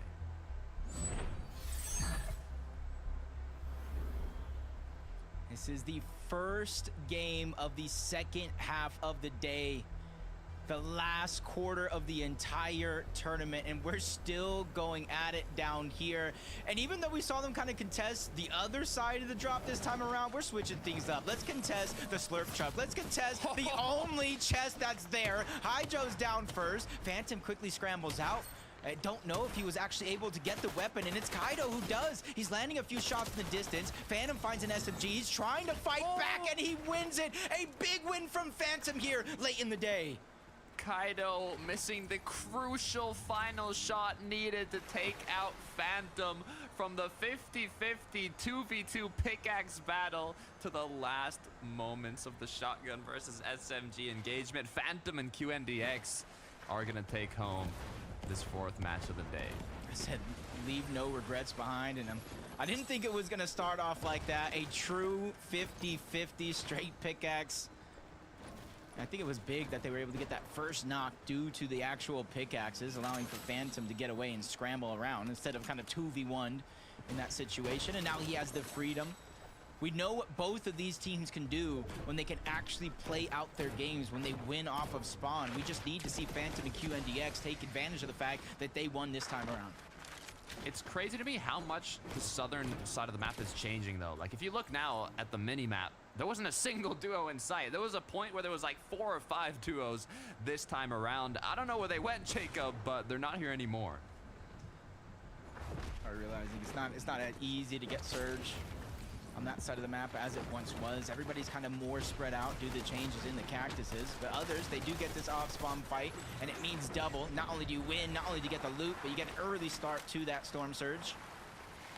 You just got to be able to capitalize in it and not fall behind the curve. As you see in the feed, Queasy and Thomas down again. Not the best day for them. Alongside Cammy and Seti, some of our most dominant duos on EU in general. Just not really getting their way today. Sky and Scroll, on the other hand, is one of the duos that's just on the borderline of qualifying. They're literally one placement away from qualifying to Global Championships if we were to end the tournament right now. Good news is they've got a few more matches to play out here. Bad news is they got to land their shots. All it's going to take is one more shot to connect, but Sky's getting a little nervous, unable to connect it. But the good news is his duo partner is there to save the day. Yeah, that was looking a little shaky and scary there for a moment. I felt like all he had to do was pre-fire. And I was just about to talk about this team. Today alone, they're managing a 10th place on the leaderboard. If it was just today, 174 points today alone. They're just struggling to find that consistency. They have a 5th, a 12th, and a 26th, but with 11 eliminations. 66 of those points are off straight eliminations. If they can find a way to make it deeper into these games, they're definitely going to move up the overall cumulative leaderboard. This might be the one. I mean, coming out the start of the match with a couple elims is kind of a good way to set you up for that later half of the mid game and even potentially the end game. Kiduo and Nebs now choosing to kind of disengage here, even though they do seem to have the HP and shield advantage, but it might have just been Nebs now as he got a crack. Caused Kiduo to say, you know what, maybe we're not going to disengage. Let's get back into this box fight and see if we can close it out. Yeah, the last couple of games that we've been watching from Nebs and Kiduo, they're just either going down early in zone, which makes them fall behind Surge, or they're just down behind Surge altogether. So I could see some of these early game fights making a little bit more sense, but not when there's a third party shooting into the distance, making it harder. Hero Mappy going through some of those same struggles after how well they performed to start the day off yesterday. And good thing to see them win a big fight here. Again, Surge and the way it has changed throughout the weekend has been impacting a lot of teams' control over their own games. Mappy and Kira with one elimination, not two, so not sure if there's been a solo left around or if they picked off a solo.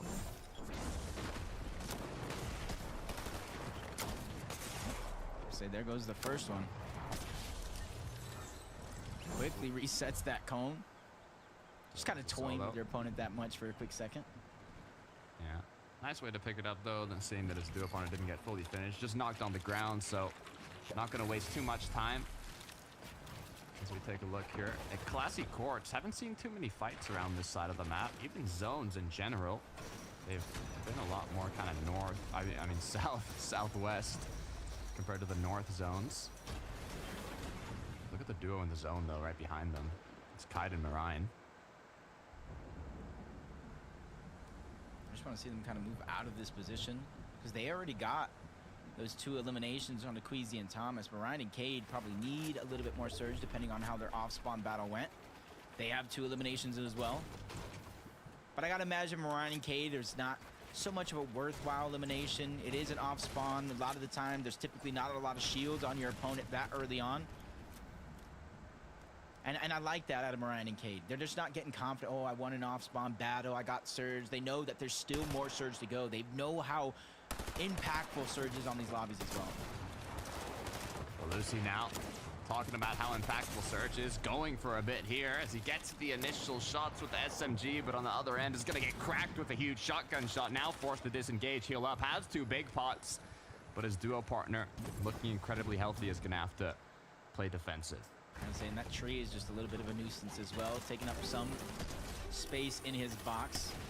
As Trulex gets found out, Chief King's that one. Chicho just dropped to just a sliver of HP. Even if he survives this, I'm not sure what he's going to be able to survive after because they're breaking into the box. Even with a flip ramp edit, trying to attack off guard, it's still not going to be enough. They have almost every piece in that box. Turtle and Chiefs are not slowing down here. Not at all, as they can continue with that momentum. Great way to start it off here. We'll take a look at Vico and Flixie now. Something interesting about this duo, showing just how dominant they've been. They've had at least 3 eliminations in every game. But if you look at their opposing duos, their enemies, no other team has even had 1 elimination in every game, Jacob, and they've had 3. So we'll see if they're able to maintain that. Only 1 on the board so far, 2 more to go. I mean, there's 3 players in their line of sight, one of them being a solo. You see them kind of protecting their forecast tower as well. On top of that is Fire and Flipmunk just trying to go all in onto Snazy. I don't know where Podesai is even at, but I gotta imagine he's down and out, especially since there is no knock. That one gets cleaned up with ease. You can see at the top side of that mini-map, Vico, Flixie, they separated just a little bit. They're putting the full trust that no one's gonna contest them at that tower. They have been one of the most aggressive teams fighting for their tower as well.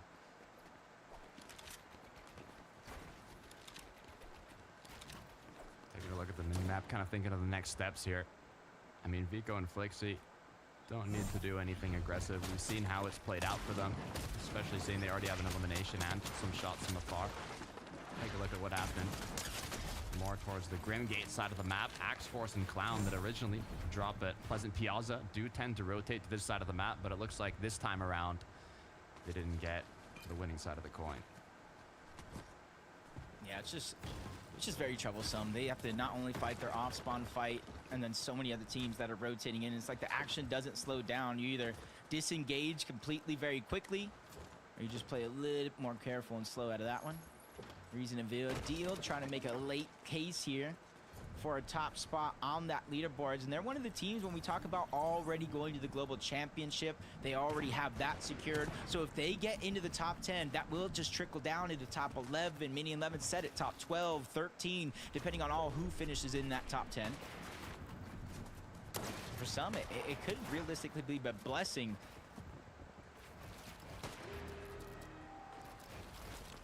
Kovacs and Hootie now. One of the bunker battles. As kind of these situations end up in one duo continues to apply pressure and they both kind of take shots back and forth, or even they just let the team go inside of the bunker and kind of camp out the outside. But this time around, looks like they're kind of scaring them off towards the bunker. Kovacs and Hootie going to be the ones with the builds already placed. Are they going to hold them? Looked like he was just going to run away, box up, and give it up. But yeah, exactly. That just puts him in a different, tough situation because Chroma Unlocks, in theory, now could just hold them in there, not allow them to escape. But at the same time, that doesn't progress their own game if they were to do that because they're not getting surged. They even have an empty loadout slot with 2 minis, a huge lack of materials. So I do think they're making the right decision. Just disengage, farm up, put yourself on a better footing instead of trying to just camp one team. See how Chapentini were able to pick up a couple eliminations here. Already had one. And it looks like they got the second one shortly after. Right on the edge of zone, so they'll be able to rotate back in. Malibuca Merstash choosing to stay on their POI here in the red line rig.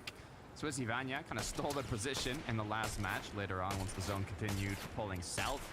But it looks like the good news this time around is they do have an opportunity to take some shots of the players already boxed up.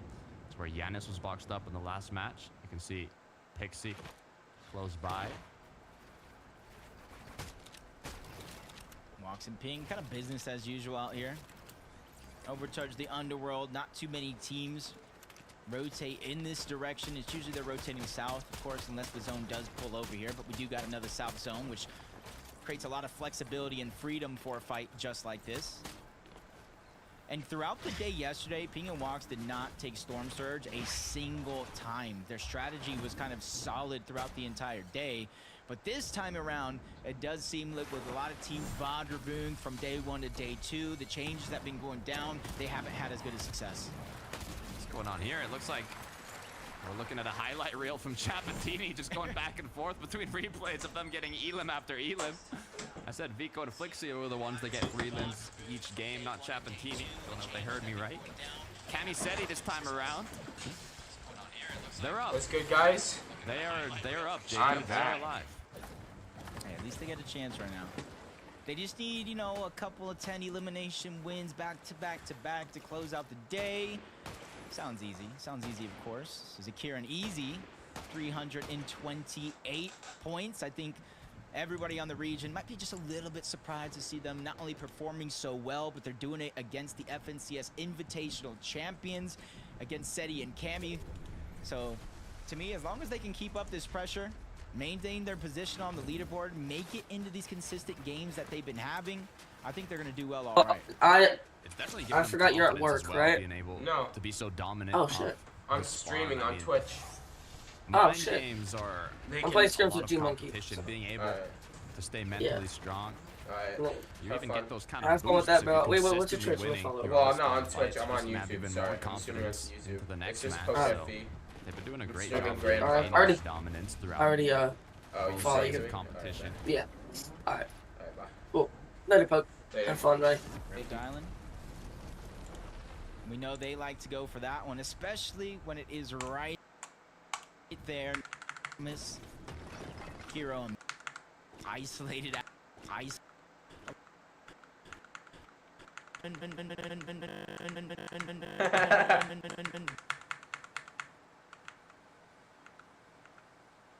hope so. Yeah.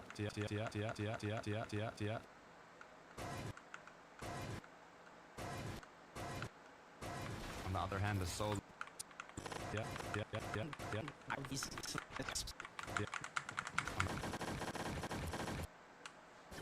Alright, Kashi just being careful. Letting Macia heal up as much as possible. They're going back in for that loot. Who Where they is want to that keep kid? hunting for the solos, up to them. But at least now they know exactly where he's at. Great shot on the Kashi. Trying to turn things around. Now Zone is moving in as well. But all of those med kits, you see the floppers, that's going into Macia and Kashi's inventory. And it's rightfully earned because they're the ones who got that elimination. See, three duos at least surrounding them that have yet to make it into zone. Looks like they will make it in before them, but if there's any duos already boxed up around the Nitro drone, there's going to be free pickings, free shots onto the players rotating back in. And all in the meantime, we've got Chap and Teeny, who've decided they want to cool down a little bit and start swimming around the map. Hey, heard it is Why one are of the they hottest here, summers in dude? EU. So sometimes you just need to go take a trip to the beach. Why are they Cool here? things down just a little bit, slow things Lexi down. got a kill on cool. Kind of rethink their strategy, but they're also waiting for where this next zone does appear. You see Rift Island on the far left. 5th zone might be too early, but by the 6th zone, it usually does tend to pull away from that island. They have about 10 seconds. What do you Just think? nothing. What do you nothing. think? Oh, it's probably going to keep Rift Island in a little bit, but then in 6th zone, I think it's going all the way to the east. You think he's gonna pull water though in this next one? Oh, no. Maybe a little bit, but no. Look, I got faith. He's I got faith. I want to see them fucking chilling there. cheating. Gonna get knocked down by Vico. That's the potential third elimination, maintaining that consistency that they've done throughout the day of at least 3 eliminations per match. Already doing so before the late game once again.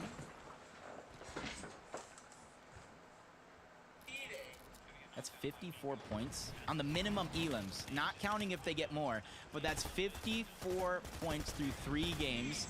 You added another 18 points for those 3 elims they got here. These guys are just tearing things up, and I think Chap and Teeny have noticed that. They have their gap mainly because of the elimination difference between them and everybody else in the lobby. So if Chap and Teeny can continue the same amount of pressure, kind of match them in some of these end games, obviously they're going to have to overtake them overall, but I think they're going to have a contender on our hands. A deserved first place spot currently for Vico and Flixie. You can see CZB. boxed up on a Nitro barrel. Mariah. Meanwhile, Malabuk and Merstash have just maintained that position. They learned from the previous game. Did not want to get their spot robbed from them this time around, as more and more players start to rotate towards them. Yeah, it's just going to give them more and more chances to just build up on that surge. See them just looking all around, trying to see, okay, who's where are these players positioned, just in case the zone does pull over towards the south. And that's what's going to be key, because that's why you see them both peeking, both in zone, outside of zone. You see them at times look in 2 different directions, just trying to get all this information, soak it up so they can formulate a strategy. I like the line of sight that Merstash and Malabuka have here.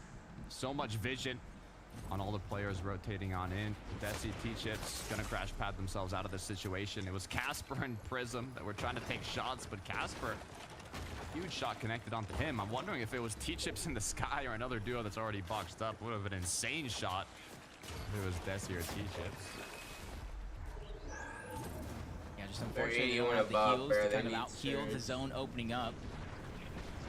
So they're forced to kind of launch pad in towards the zone. They have the choice if they want to try and backtrack, but immediate looks like Voltiax and Cool might be low on surge, so they have nowhere else to go. It's usually the first team that you box up next to. And it even looks like Voltiax is by himself. That makes it an exponentially harder position to be in as a solo with very, very few options. 46 damage above, 1 big pot solve that's left for Casper. They barely made it into zone here. Good news is they have pulled 6 zone.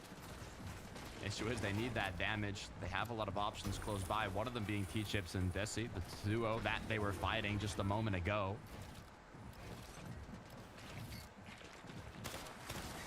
That's where the game's going to get tough. Like I said, 6 zone. It will pull away from Rift Island. This one's going to go open up.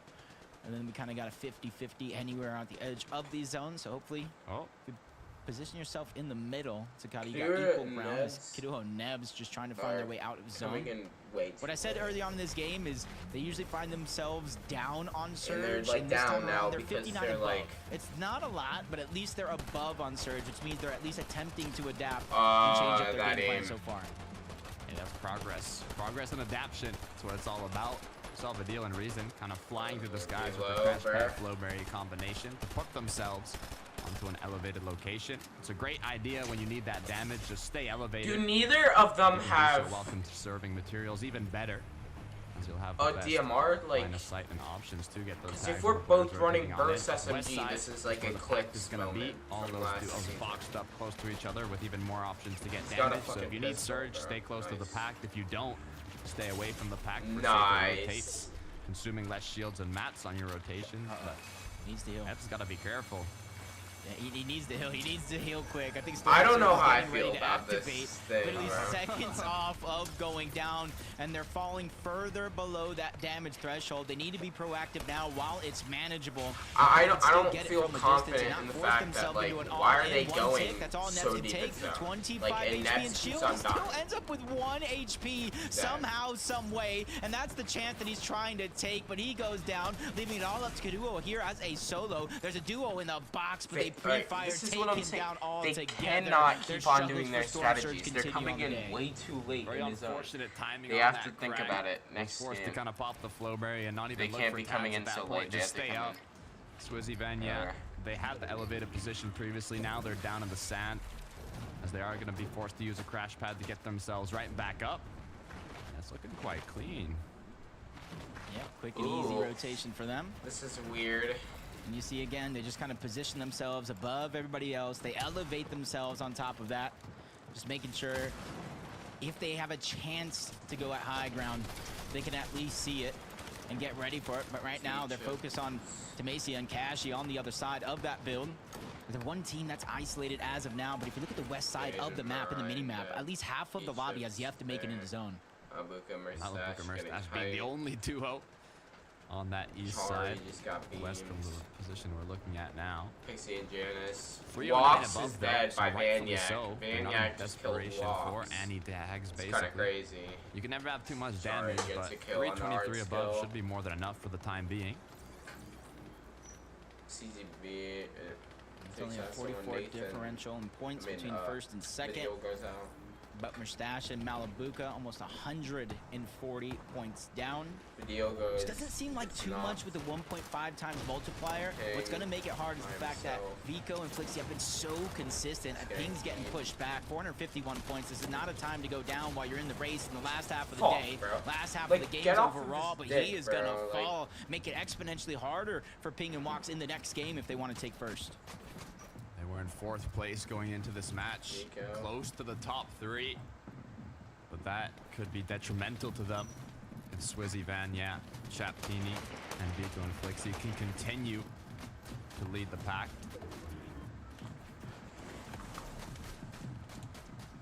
Good portion of the lobby pulling zone as well, and you got to keep in mind that Vico and Flixie do have that forecast tower. Whether if it's the one by Reckless Wheels or a little bit farther away, they do like to contest for it. Gives them the best chance to make a lot of those early game rotations, they get save a lot of their higher? resources. Not everybody else having as easy as a run. But Malibuka and Mustache, with the elevation that they had in that last zone, they quickly make it toward the front side of zone and elevate themselves above that mess down below yet again. Just connected by a couple ramps. They might get shots taken at them, but Yanis has found something. It's been getting eliminated, both him and Pixie. Something quickly went wrong for that duo. Swizzy Vanya rotating a bit later than the rest of the pack to try and elevate themselves more. Chap and Teeny, 5 eliminations already. Solid loadout, more than enough materials and shields. This could be a huge game for them. Yeah, they still got a little bit of a gap to close, but they're on the right track. I saw Malibuka Mustache at least try to gain some elevation, but above them, even higher in the sky, Swizzy, Vanya. But this is kind of like business as usual. I feel like you cannot be surprised anymore by their consistency and ability to get the high ground late in these games. You can see how extra elevated they want to go. We know the potential of the Flowberry crash pads in the late game for retaking that high ground. So you really want to stay extra elevated, and doing a good job of building that middle. So it's going to be fully constructed by the time they want to use it. Chinho losing his duo partner. Skavigo's down now. Forced is rotated out as a solo. Good news is he has a bit of damage, but how long will it last? He doesn't really have any builds. He's just trying to hide underneath, but he gets spotted out, forced to reposition yet again. The great scramble as high ground comes crashing down, but Swizzy saw that one from a mile away. He quickly drops. He knows Malibuca and Mustache are right below, but he also knows he has to keep on rotating. Zone is forcing them in, and with great shots onto Mustache, he tries to follow up on that elimination, but it gets stolen away by Nathan, and he's not wanting to get too greedy. Keep control of the high ground, because there's still teams like Chapantini that are waiting. You see them in the corner to chop down the high ground and steal it away. That was perfect from Swizzy and Vanya. They saw the Mustache Malibuca were second height and potentially going to look up, so they applied that pressure. Mustache went down, and now Malibuca has been left alone. Yeah, Swizzy, Vanya still trying to elevate themselves, but Chapantini have now, it's that point in the game, they're trying to go up, and they know they have some damage, spraying down into their boxes, taking different angles, not wanting to let them breathe here in the situation, but they're going to be forced to continue to drop, give up the high ground for free, and look at the materials on the Chap at the bare minimum. If Teeny can barely match this, they're going to be in high ground, and they're going to be up there for days. I have a vision, Jacob. I have a vision, and Chapantini are the shining bright light in that vision. Nice. They continue to tarp Get on him. It's gonna be Swizzy. Let's go, They're Swizzy. not done. They say, give me my height back as the shots connect. TD now the last person standing up above for Swizzy and Vanya to annihilate. They got their get back there in that moment, but Chap is still trying to hold on. Both of them got just very little HP. One's going to be forced to drop. Swizzy's just watching all around, but they're only doing it layer by layer. They don't want to fully give up this high ground. Flowberry fizzes out. I think Swizzy saw that one coming and immediately builds up, trying to expend the map. This is probably the longest battle for high ground we've seen all season long. And it's not done yet. Teeny and Chap do not want to drop down. They just continue holding their roof, making sure that the bullets don't pass through. But Vanya and Swizzy keep applying that pressure. When is the second retake going to come through?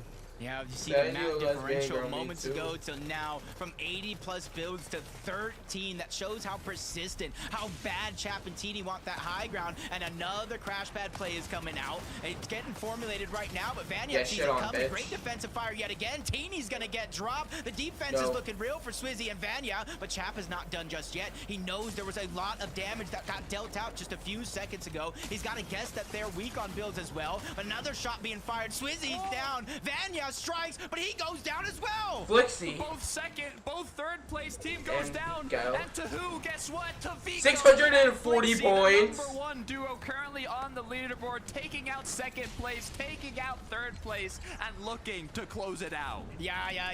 You guys can go ahead and fight for second. You guys can fight for third, because first place right now from Vico and Flixie are looking like it's going to go further guys, and further away I from think they win everybody else in that FNCS top here. 10 situation, and now they have a chance to win They're a like big over game 100 here points. late in the FNCS tournament. They have full pressure, they have full elevation, and nobody even has a chance to look up.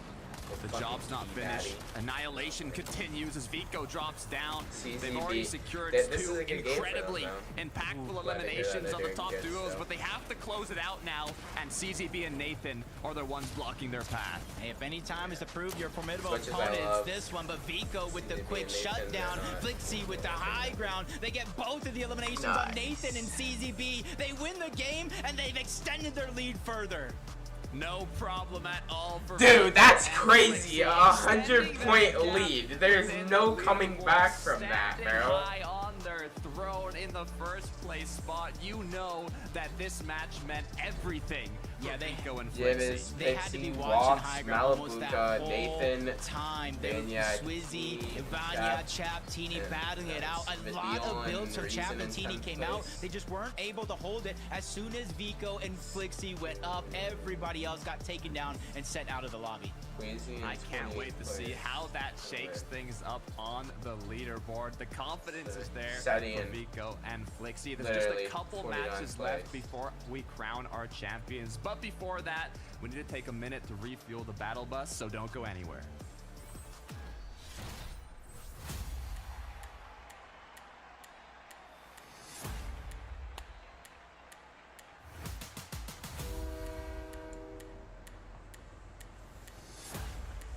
That I don't think there's a chance. If they get to 800 first, I think.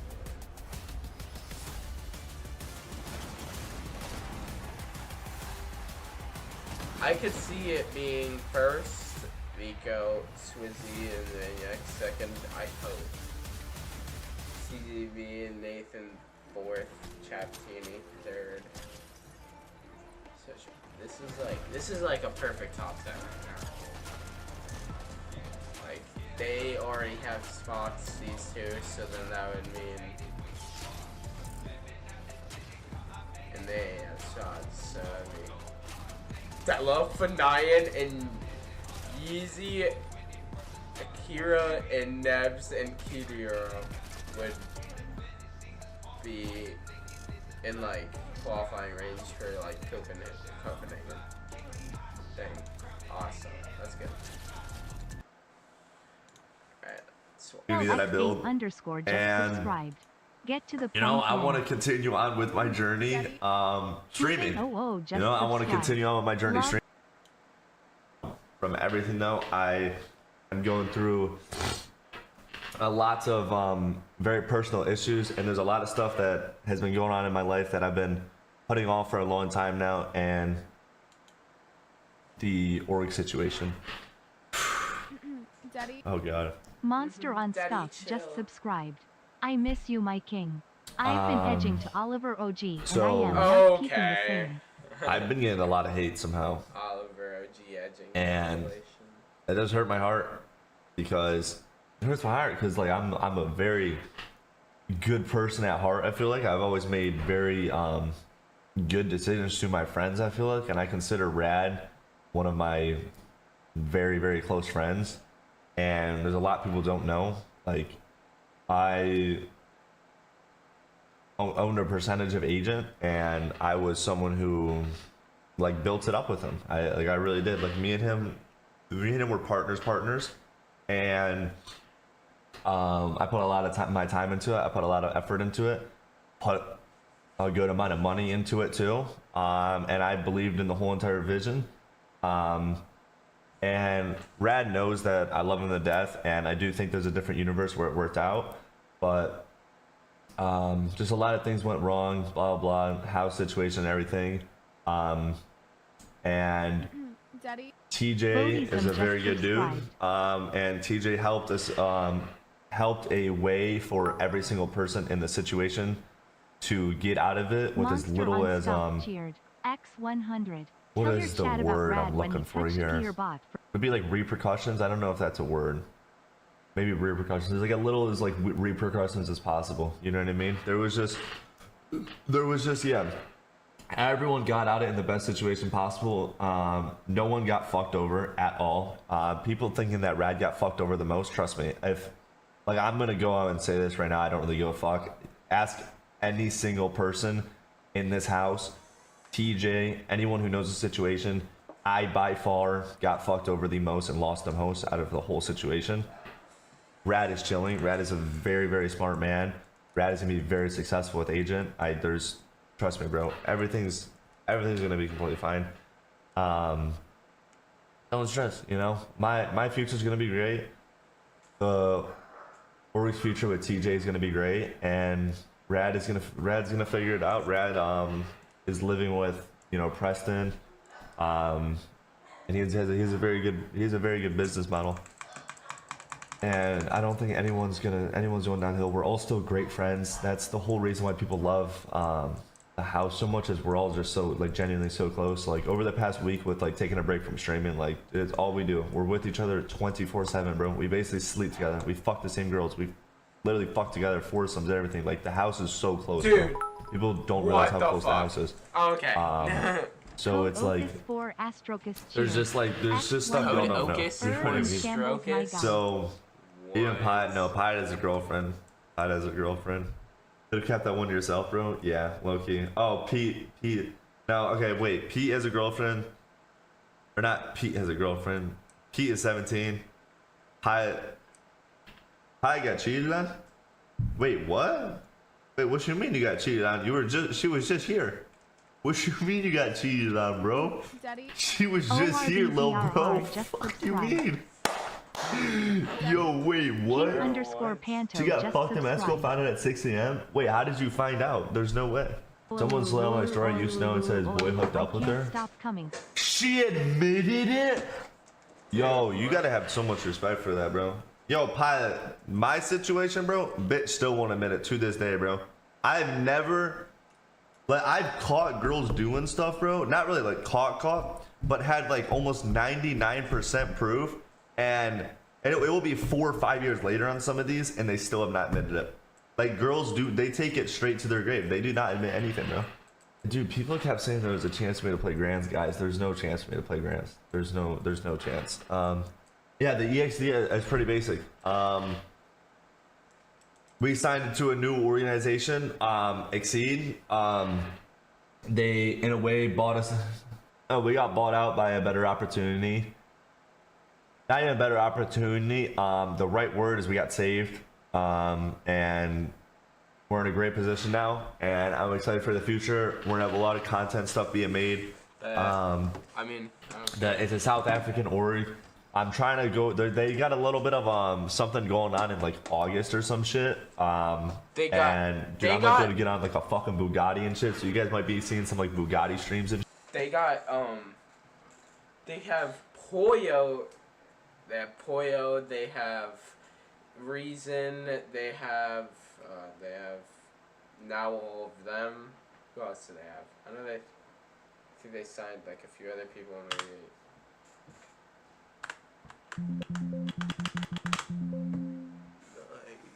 and shit. So I have no clue, but there's just like there's a bunch of content opportunities and stuff.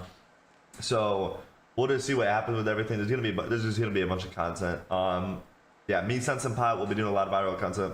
And Scented, bro. What? Monster on Scuff. South African order, so you can rip it legally. I think that makes sense. Rip it legally? No, I'm not fully quitting Fortnite, guys. I will be back. I just need a temporary break. I need to find myself again. I need to fall in love with myself again.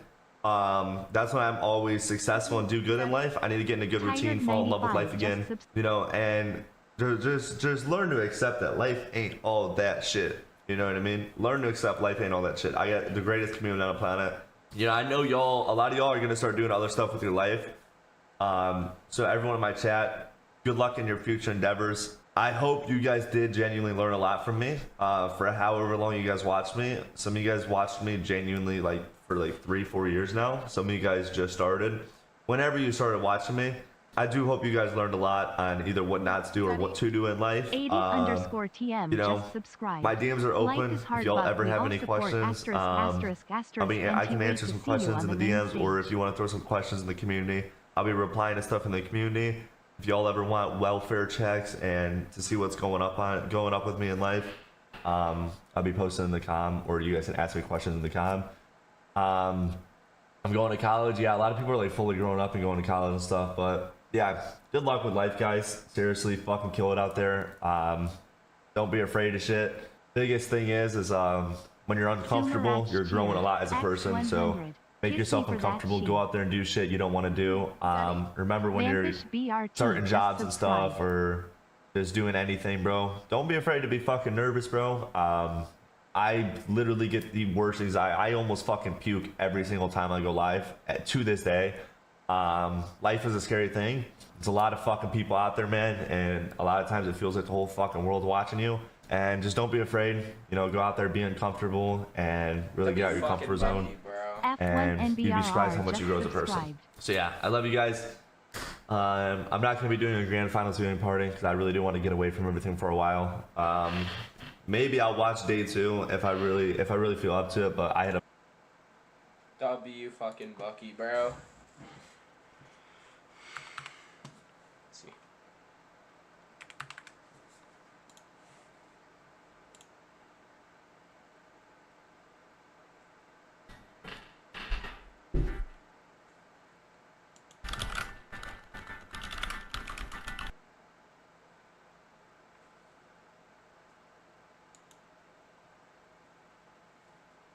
W fucking Bucky, bro. Like, I'm not gonna lie to you guys. Bucky's been one of my inspirations for a while now. Just a fucking W. I don't know if anyone's going to dethrone them, Frankie, but what I can tell you is last major after 10 matches, Swizzy and Benya were leading the pack with 89 points. And now Vico and Flixie are leading the pack with 108 points. More dominant than what we saw in last major. Can they keep it up for the last match, Jacob?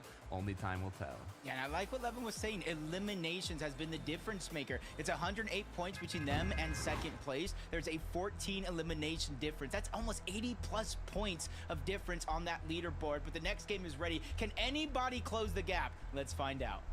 No, they can't, bro. Vico and Flixie, it was in my predictions. I had them getting second. Vico, Flixie but leading still, the pack. let's fucking go, bro. Right You behind guys are the them, fucking and goats. Swizzy Vanya If I was in them, third I would place. just Those are key. the I would get a three 40 duos bomb that all on battled God. out height at the same time. Last game, in if the I last was in match, grand and the finals, I duo was that like came them. out I was on in their top is the situation. duo that's leading in We first had place. so many. I There's had still like two mad matches, Jacob. kills, Anything everything. can happen. Yeah, anything can realistically Mad happen. And points don't above. even I would necessarily just need key Vico everyone. and Flixie to Let's go, go Hydro. down.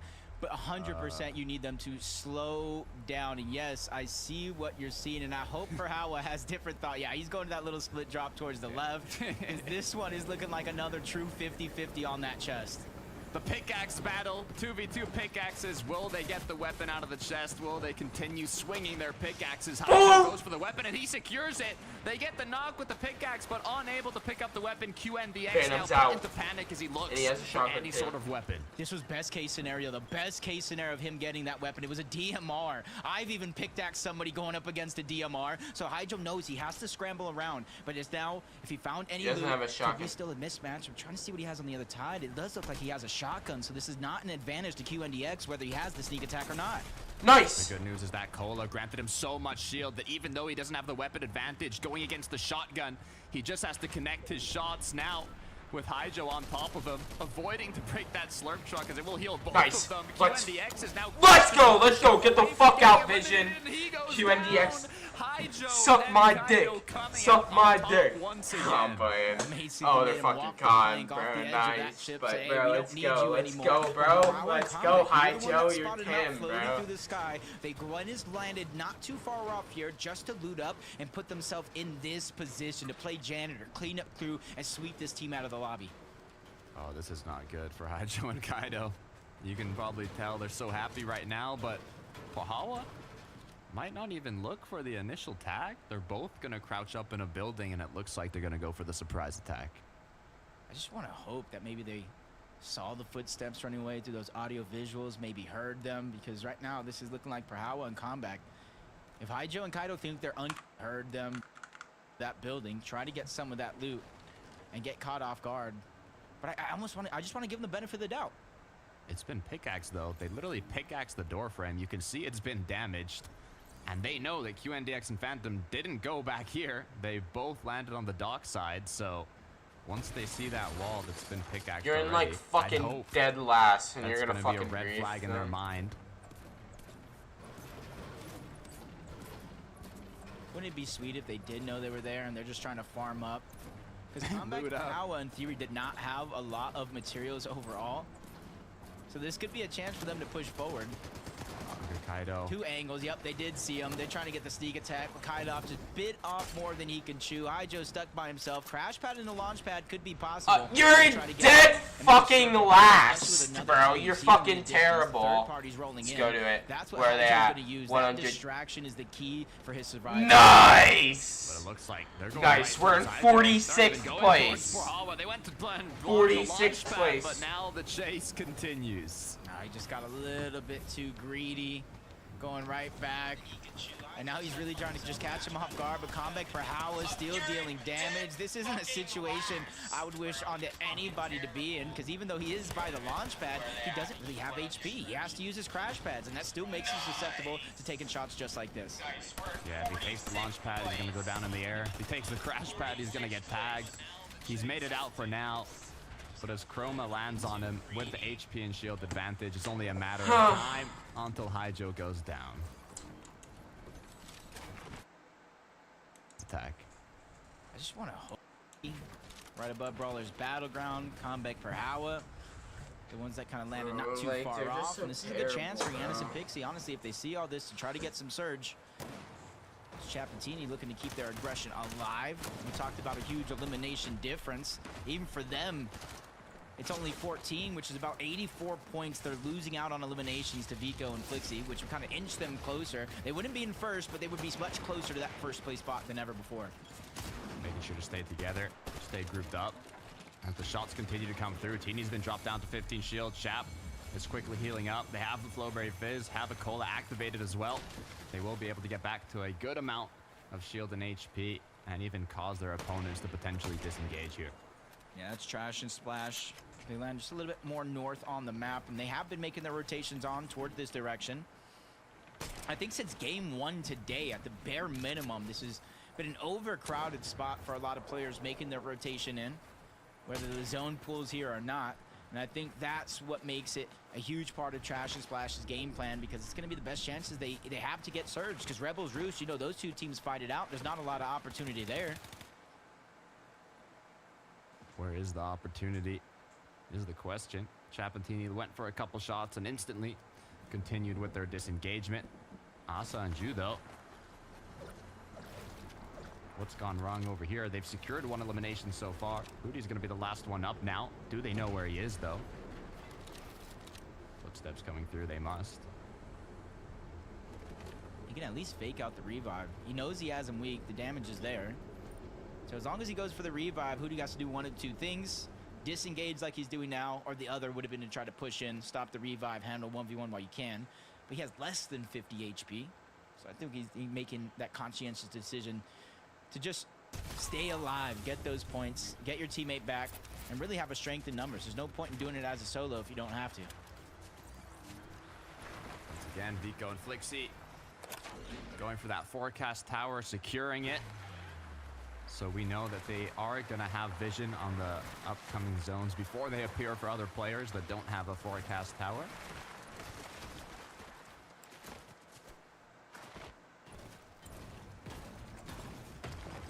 It's kind of like business as usual for them.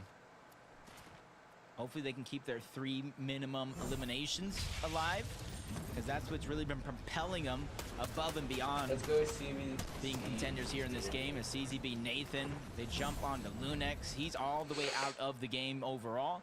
And you got to think of those off-spawn contested fights. Even if you win them, you disengage as a solo. Teams like this will take note of that. Launchpad coming through for CZB and Nathan.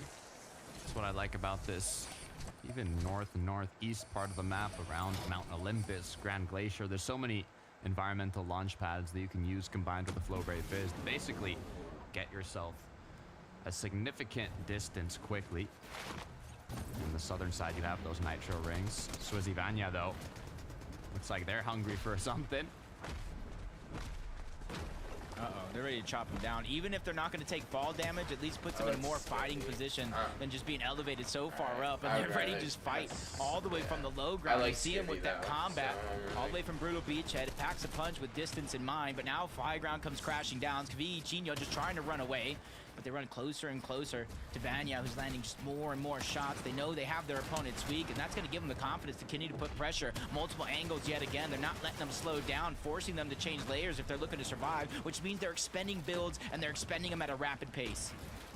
Applying an amazing amount of pressure. This is everything for Swizzy and Vanya. Being in the top 3, they need a big match if they want to take home that Axe of Champions. If they don't want to let Storm Surge get the best of them. They applied the aggression, they did a great job, but once they saw Vidil and Reason, the third party, come through, they said, it's too risky now, we need to get out. Yeah, with how consistent they have been, they're just very, very calculated in their approach to fights. 350 points so far for Vidil and Reason. They already have that 1 elimination. They started the game in 10th place with 344.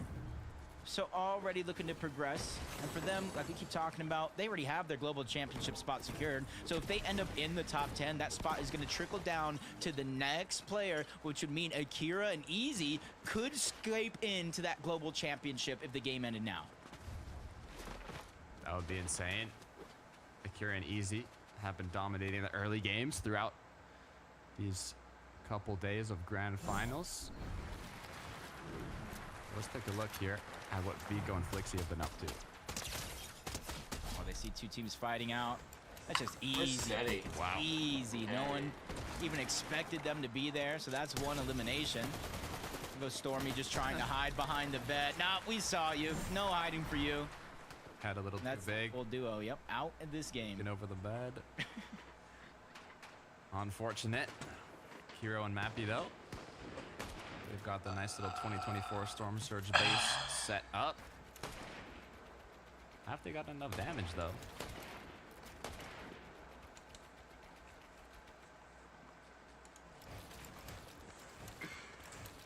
Got a little surge base here. As long as the zone keeps pulling towards the north, this isn't necessarily a bad surge base.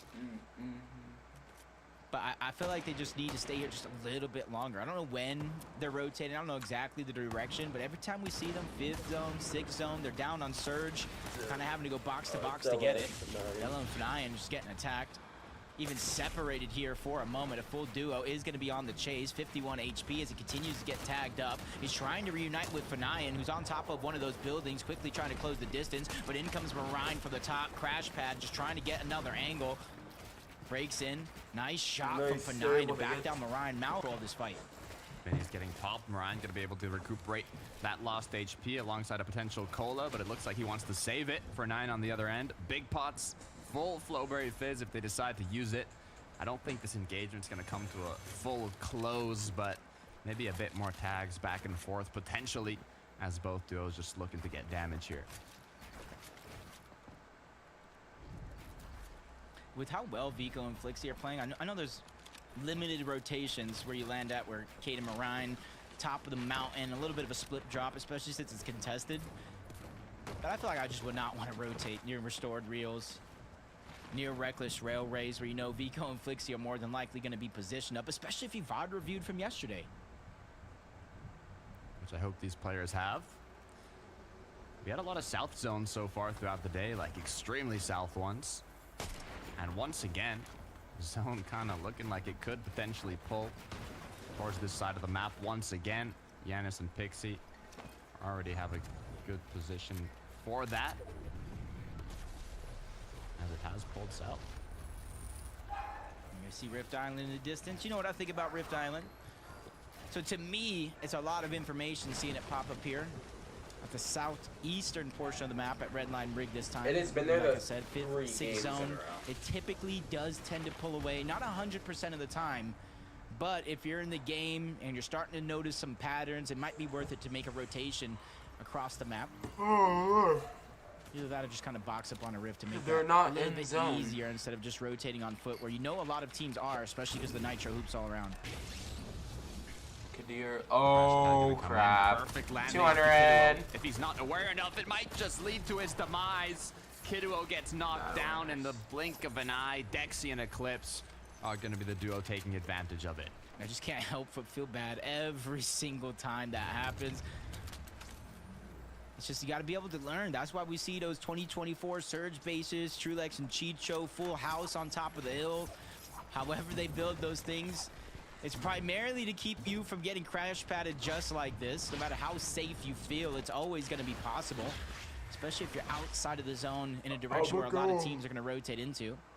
Dexy and Eclipse waste no Make time time to eat, guys. getting that one, trying to I rotate will in. be It's right Chapatini back. find another elimination on the Pablo. They So I have wanna do it Bevy's next just a game. It sliver of missed out on HP. last game, Even with so a third party, they're quickly going to try to move in that direction, but they have to be careful. Reason and Vidil, they're jumping on top. They're not necessarily going just for shots. They're trying to go for pure eliminations. Chap is there stuck by himself. Patini quickly goes and tries to converge on that location.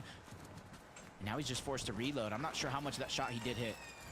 Tini has to hit a big shot here. Chap did a great job playing defensively. I believe he even cracked the deal as he was trying to push him. They already have 3 eliminations. Such a good start for our second place duo, but it almost got put to sleep as Vidil and Reason came with that push.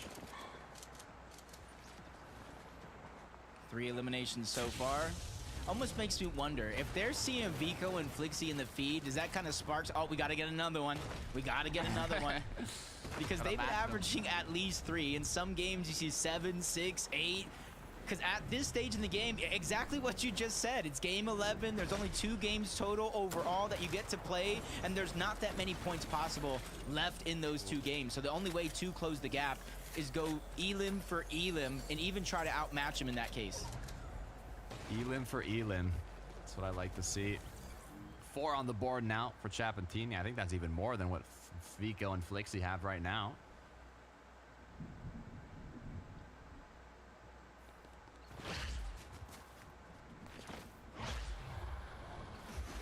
You saw how south the zone went earlier on in this game. So I want to look at things like this. Yeah, you're staggering back, you're waiting in zone, you have 3 med kits, so getting out might not be too hard, but by the time you get there, that's where you're going to find a lot of those troubles. And I just hope this time around they're not following in the same path as those previous games, not getting a lot of surge, which forces them into engagements as soon as they get towards the zone. CZB Nathan, 3 elims as well. This match has been looking incredible for them. They've had to rotate all the way from the north side of the map down south for a 3rd time today. And it looks like they're adapting well. And this is we were waiting for them to come online. We always keep talking about the potential of this team, you know, another team, so-and-so team, but just the inability to live up that potential leaves a lot to be missed here from some of these competitors. So Nathan and CZB, 1.5 multiplier here on day 2. They're just trying to take that and run from it. Run with it, I should say. 511 points. They're just trying to make sure when this day ends, they're inside of that top 10. And right now, they're in 4th place. So they are looking good. They were 11th yesterday, so from 11th to 4th place, they've put their slot in the Global Championship qualifying range so far. Still 2 matches, though. Can they keep it up? Malibuka Merstash connecting some shots onto Art Skill. And it's going to be just enough to pick up that 2nd elimination. Yeah, that's how for Art Skill, Shakos, they were doing good to start the day, but they slowly but surely have begun to fizzle out. As Thomas is down. Wheezy falls again. Chapentini just all around the map. 6 eliminations, like you said. That's 36 points before placement has come in just yet. They realize the situation they're in. They're 14 elims down from Vico and Flixie in the overall elimination leaderboard going into this game. And the easiest way to close that gap in the point threshold is just get those eliminations. They're worth 6 points each. Going into this match, they were 108 points behind Vico and Flixie. Chapentini know that if Vico and Flixie don't go down, they need some big matches to close that gap, and that's exactly what they're doing. Just gotta keep on that pace. Yanis, Pixie still in the conversation as well, learning from their past mistakes, making sure to not only stay together as a duo, but make sure that they're ahead on that surge. Gets the piece on the other side, almost boxes him up. But T-Chips Desi, they're doing a good job fighting back until Pixie has a say in the matter, getting a knock onto one of those 2 players. They don't know exactly where that player tried to escape from, but they know he went somewhere, and instantly he's found out. That's 12 points. That's 2 more eliminations for Yanis and Pixie. For them, it may not be about that 1st place spot, even though they are close. It's probably more so about that global championship spot. Right, playing for that cutoff, but with shots being connected like those, Yanis instantly put into caution, getting a little scared. The sense of emergency in his bones as he quickly uses almost every material he has to stay up and pop that med kit. 108 points to start the game, but it's been narrowed down to about 96 points. I said they got to just go for elimination after elimination every time they at least see Vico and Flixie in the feed. Yanis and Pixie wasted no time. Even though they do have to heal up, they're just worrying about getting to zone first. They don't want to be one of the last teams to rotate in and get kept out. Yeah, especially, I was going to say, if you have materials. The issue is they don't, so they might be difficult. Dexy Eclipse, another duo that's just on the borderline, but bad part is Eclipse has gone down.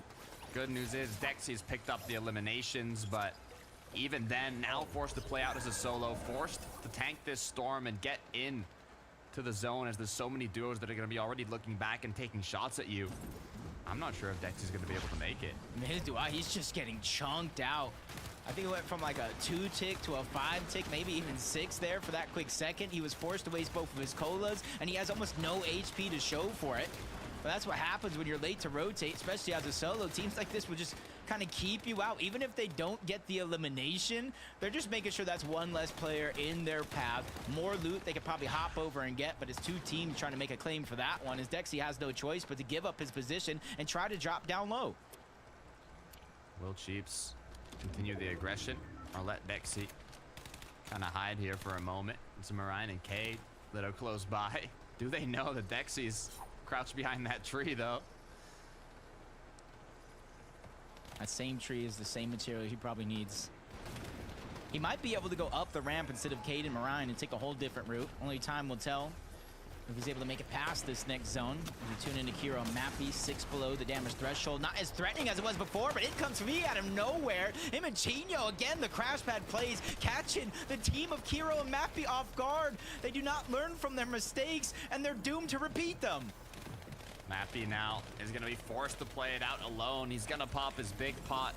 Not too far of a rotation, but this is not the position you want to be in, Jacob. Not staying too far back, knows it's only 1 cola. It's not worth holding in the inventory. He's trying to get the shields up and the rest of those resources as much as he can before he crash pads right back in. Oh. It happened to him, and he's ready to do it to somebody else. Only lands a little bit of a shot, but at least he's above the damage threshold, feeling safe and elevated away from all those duos down below that are currently in a fight. Issue is the zone's pulled to the far side here, so even though Mappy has the high ground, he's going to have to make a rotation. Look down below the chaos. Dexy goes down, Kite goes down, Turtle's cracked, Chino's cracked. And it's Vico with 6 eliminations, looking like the Terminator. I was talking about Chapatini saying match him. Vico Flixie said, nah, every time you see that name on the feed, we need to match them. We need to keep our lead. The thought process going through here is absolutely incredible. 749 points. You know they're going to make this rotation easy with a crash pad and a Flowberry Fizz. Will they get beamed out of the sky with every other team trying to rotate their way forward? Flixie takes some damage, but not enough for any team to feel confident and push up in their direction. And as soon as they get to the front side of zone, you can see they just elevate themselves again. Look, if you're Teeny Chap, if you're Swizzy Vanya, and you see Vico Flixie, especially in the late game contesting height, it might be an all or nothing play. You're gonna want to eliminate them before they keep on securing placement, keep on getting eliminations, but if you go down to them, that's bad news. TrueLegs Chicho trying to have some late game heroics here. Don't see him make it on a Chicho. Wonder what TrueLegs has. They do like to stagger themselves back, get a couple of extra placement points when things do look rough. But all around, there's just eliminations lighting up left and right. Forzen, Gudenbra, Vanya's down as well. That's one of our top teams, but at least Swizzy's still alive. And you know what Swizzy can do when he has the flexibility as a solo. Being top 3, hopefully a lot. Chaptini, though, I believe are still up and going. Chicho, TrueLegs, 298. They're going to be looking to get themselves into that top 10, that spot at the Global Championship, as the rotate's going to come through. And TrueLegs and Chicho have that experience of the Global Championship last year. Getting contested almost every single game, still finding a way to win 2 matches on the biggest stage. They just need that opportunity to get there, and that's what really matters at the end of the day. But if you look at the field, Chaptini, they're elevated above, might be too early. Sky Scroll jumping across, and Nathan and CZB waiting in the wings for the opportunity. We know how many times a late high ground retake has come into play. Night zone, that's when you can start watching the clock, but everything comes crashing down. A blessing for Chap as he finds another elimination onto CZB. 1,200 above the damage threshold. And they continue moving forwards. 8 eliminations for Chapatini. This is exactly what they need to take home that first place spot. But in the feed, Vico is continuing his annihilation, getting Elim after Elim. The first place team, the second place team clashing it out. This is a big opportunity. Chap and Teeny, they need to make up that point gap, and this is the biggest way to do it. But where is Vico? Where is Flixie? They're probably waiting somewhere, because in that last game, it was 11th, 10th zone that they had those late high ground take, or high ground was all distracted. You see them looking up. They're looking all around, but they have that focus on the high ground late in the game, waiting for that opportunity, that moment where they can go above. 6 eliminations for Vico. He's continuing to look for more. Pixies down below in the dirt. Skies close by building, but he gets the double edit. He gets the knockdown. That's another elimination for Flixie at Vico. Count him up, knock him down. But the duo is not out just yet, so it's only elimination points. 6 on top of that one. 7 total so far. This is looking like a runaway if nobody takes down Vico and Flixie. Still moving strong. They've been split up. On the other end of the door, it's Chicho, it's Trulex, but Vico gets out. He's low on shields, grouping up with his duo partner once again, and that Cola, it's saving the day. They found a way again to unite at the front side of the zone, but the zone is once again pulling back. Now that's going to give them an opportunity. Teeny's down, Chap to force the medkits. Even though they have 9 eliminations, you cannot go down and let Vico and Flixie stay alive. That's going to continue to spread that point gap even further. If Chap wants to take the throne, he has to clutch this out as a solo. Vico and Flixie are both up, but it's Malibuca and Merstash contesting them on high. I don't know where Vico just went, but he just went to the front side of the zone. Scary place to be in, and he's down altogether. It might have come in, but it's a little bit too late because Flixie is still picking up a massive amount of points. Medkit's coming through. Chap is popping that Flowberry Fizz as he's still inside of the zone. Flixie has no more medkit. He's gonna be forced to use this crash pad. Can he successfully do it? He cannot. Flixie's gonna go down. 5th place. 5 players still alive. They're gonna get 6. A ton of eliminations. Now's the time to shine, Chap, with everything on the line. You might be new to this situation, but now it's time to really make it worth. But he gets trapped, stuck on the other side of the zone. Malibuca Merstash, they're still holding strong to the high ground. They want to close this one out as Reason and Vidil down below in the dirt. It's come down to a 2v2. It's looking like a back-to-back here with Reason going down. They finally make the final drop. Vidil scrambling around, and they do it. 8 eliminations. Malibuca and Merstash, they want that first place spot. You can see it in their eyes. Merstash and Malibuca capitalizing on having the top duos go down, securing the victory royale in the second to last match of the day. Jacob, I'm getting hyped up. We just have one more match left after this, and I can't wait for it to happen. But before that, we gotta head back to Frankie, Levin, and Minnie. You gotta let me know what just happened. I got too excited.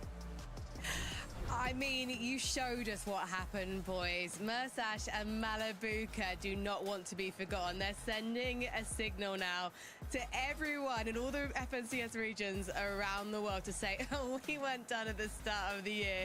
You think we run out of momentum, but we are fragging our way to Fort Worth, and we are going to be such tough competition, Minimana. Yeah, I mean, they're having a really, really good day, aren't they? I mentioned earlier that their first win of the day was their first of the entire chapter. Now they've got 2 in the same day, 2 of the whole chapter as well. So another South Zone for them. They took advantage of it, and they took high ground at a really good time as well, which is crucial as we've seen so far.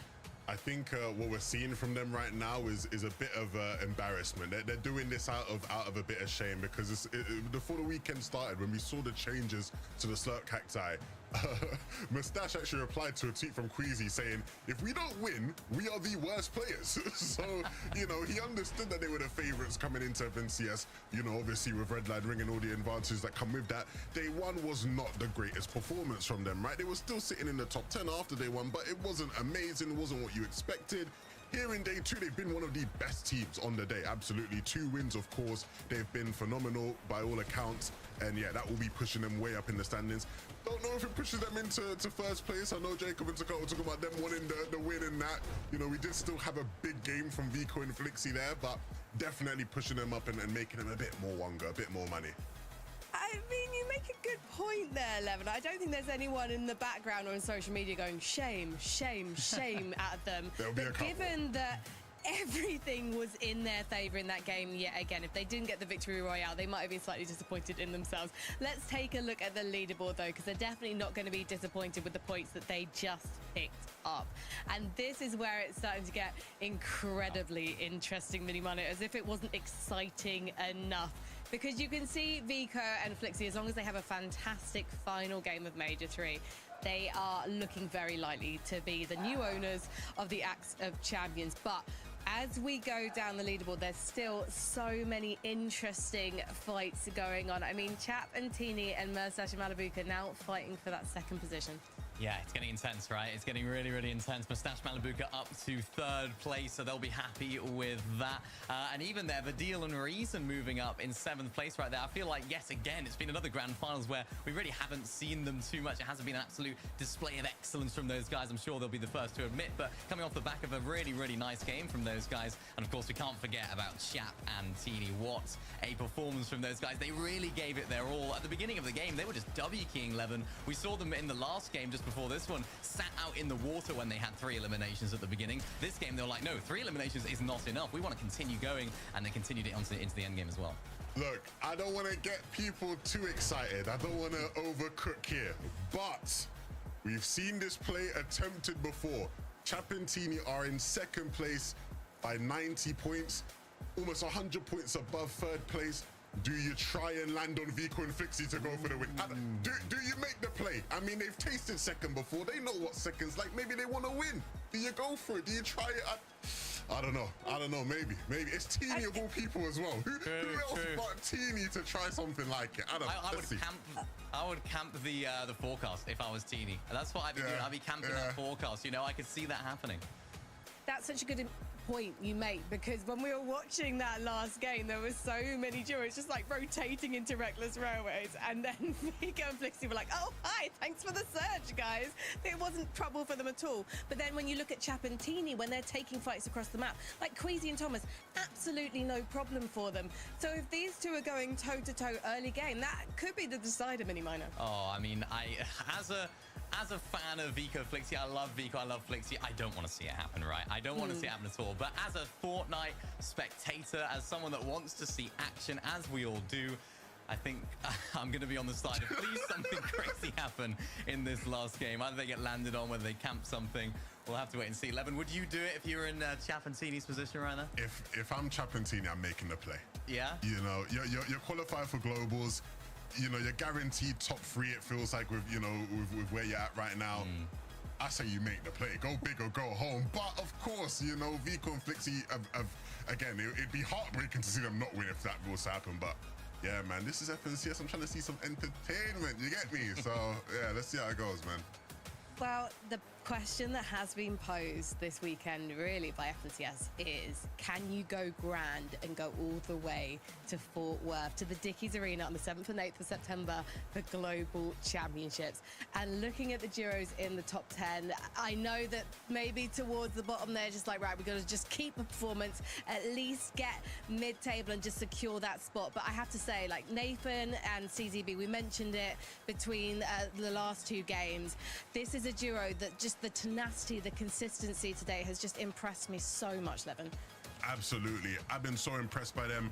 I'm really excited at the prospect of seeing these guys at Globals. You have to think with that game, they're sort of almost safe to do it right. Obviously, you can never be too safe and too secure, but they're looking really good with the 565 points. Mini, I mean, a lot of people had questions about Granglation, whether they'd be good enough out of that POI. I think they've answered those questions well.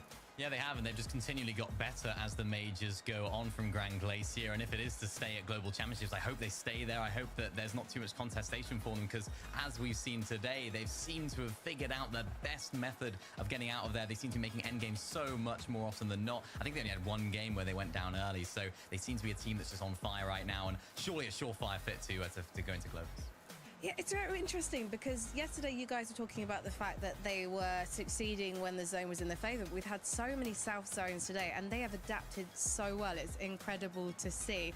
I wonder if we can bring up the leaderboard again, because it would be interesting just to see who else is fighting for their place in Globals right now. As we look a little bit further down to Reason and Vidil, this is a duo that, to be honest, after the semi-finals, I wasn't expecting too much from. They've already booked their spot in Globals, and it feels like there was a bit of a momentum slowdown, shall we say, Levin, but now they're proving that they are back and they're contenders. It's just the Reason and Vidil Classic. I mean, it's been like this for ages, it feels like, when it comes to grand finals. So I'm not surprised there, but like you said, they are going to Global, so there was never really too many concerns about them. It was more a matter of, you know, what sort of level were they willing to show here. But let's take a look at page number 2, because this is where it gets really, really interesting. Now that Reason and Vidil have got their spot in the top 10, and hopefully they're going to hold on to it in terms of getting themselves extra prize money, we've got to look at spots 11 to 14, because these are the guys who have got their place in Globals on the line right now. Mini Minor, they are fighting with those duos just below them for those spots, and I'm wondering, can Trulex and Chicho just keep things over the line as we head into game number 12? I'm so happy that they're just on the border. I said it's 11 during that game. I was like, oh, it's so sad to see Trulex and Chicho so far down the leaderboard, but they had such a good performance there. 4th place with 2 eliminations, just a classic Trulex and Chicho game, and it really wouldn't feel like a Globals without Trulex and Chicho, especially considering how well they did last Globals, Levin. I really want to see them qualify here. They're just on that bubble, so they need a good game in this last one, but they're a box office team. They're great to watch. Absolutely. I mean, when a team can win and be as consistent as they have been, you want to see them at Globals. When a team can come 3rd place at the Global Championships while being contested in a major where nobody expects them to do well, you want to see them back there, right? So hopefully they can hold on. And I mean, it's been a great comeback from them. Going into that last game, they weren't, in contention to be in top 14. So they've had a good uprise, and hopefully we can just see a final sort of game to just close ring. Or just give us the traditional classic Trulex and Chicho game, nice and safe, easy top 10 performance, and get your ticket to Dallas. Definitely we want to see them there, because if you think about these guys and the way they did perform back on LAN in Copenhagen, this is, to use a probably very 2019 phrase, a LAN-proven duo. We know they can perform. We know that once they've booked their spot, they're going to do everything they can to challenge for the grand prize, and it would just be so fantastic to see if they can replicate the success we've seen them have in the past. In terms of other potential newcomers for global championships, who would you really like to see make it, Levin? Not a newcomer for me, but I'm looking at QNDX and Phantom in 19th, right? They have had a very interesting season by many accounts, but so close to qualifying for the Global Championship. So people maybe don't know too much about them. They are a Middle East team. They moved to EU this season to try and qualify for the Global Championships. For them to do it here in the last game would be special, but we've seen the Osborne situation at Lil Dirty Doc Mini. It's so tough out there. Let's see if they can do it. Yeah, I mean, Kaito and Hydra, they're 22nd right now as well, so they're so close, within 4 places of each other. So I feel like if any of them have a chance at qualifying to Globals, that Osborne is going to be so vital. And judging on how the Osborne went last game, it was a real mess. So for both of those teams, they're going to be hoping for a clean 2v2. Whoever wins Osborne can then go on to maybe have a good game, but it's going to be a heck of a task to get up into that global spot, but it's not impossible. Well, you know what, boys? We've just got a few more moments before game number 12. That means I can ask you for your final bold predictions. 11-2K. I think Chapecoense will make the play.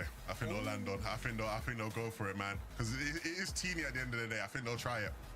I think they'll make the play, but I think Vico and Flixi will eliminate them like we saw at the Invitational. I think they will prevail. I think they've been so good over this weekend that I think it'll be the perfect cherry on the cake. Well, you know what? We have seen the tightest competition of this entire season so far. In a word, it has been epic. Vico and Flixi's Axe of Champions has not been guaranteed. Can they hold on to the top, or will another contender steal the crown from their hands? It's time for the final game of FNCS Europe Major number 3. Let's get into it. Thank you so much, Levin, Mini, and Frankie. This is coming down to this moment here. A lot of predictions are seemingly like Chap and Teeny will land on Vico and Flixi, something we haven't seen in almost 2 years. I'm shaking, Jacob. I'm shaking. I'm too excited to see what ends up happening, and we don't have to wait long. Let's kick off the last match of the day.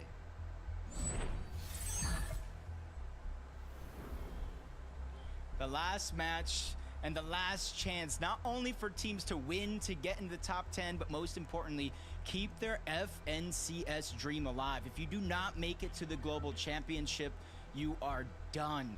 So even though with Vico and Flixi have a massive lead, Chap and Teeny, the potential for what they have cooking up here into that last game, there's still so much more on the line.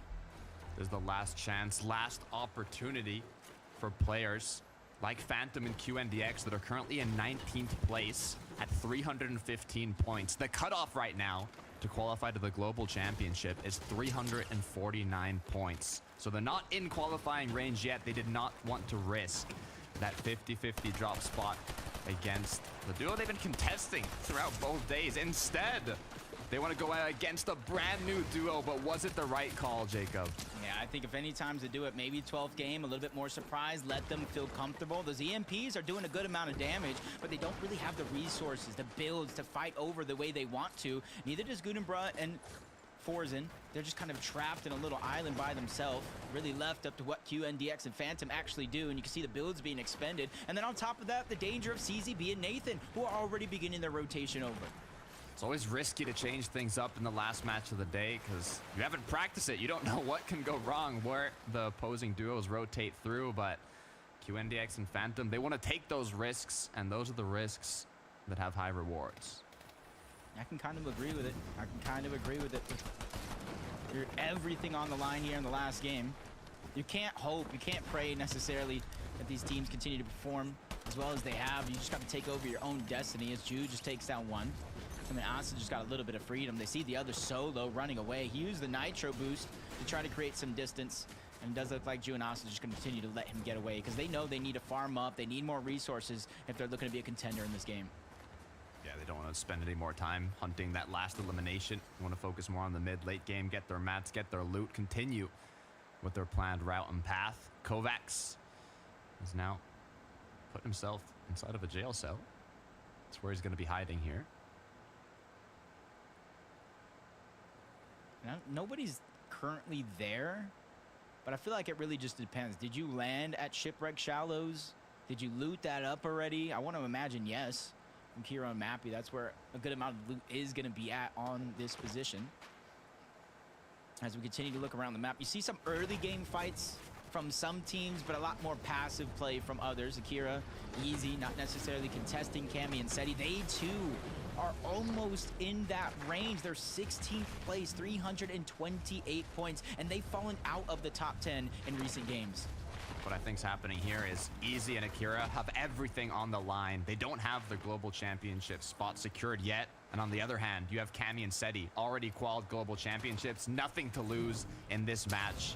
And having been contested by Easy and Akira throughout the whole day, they're not gonna let them get away without a fight.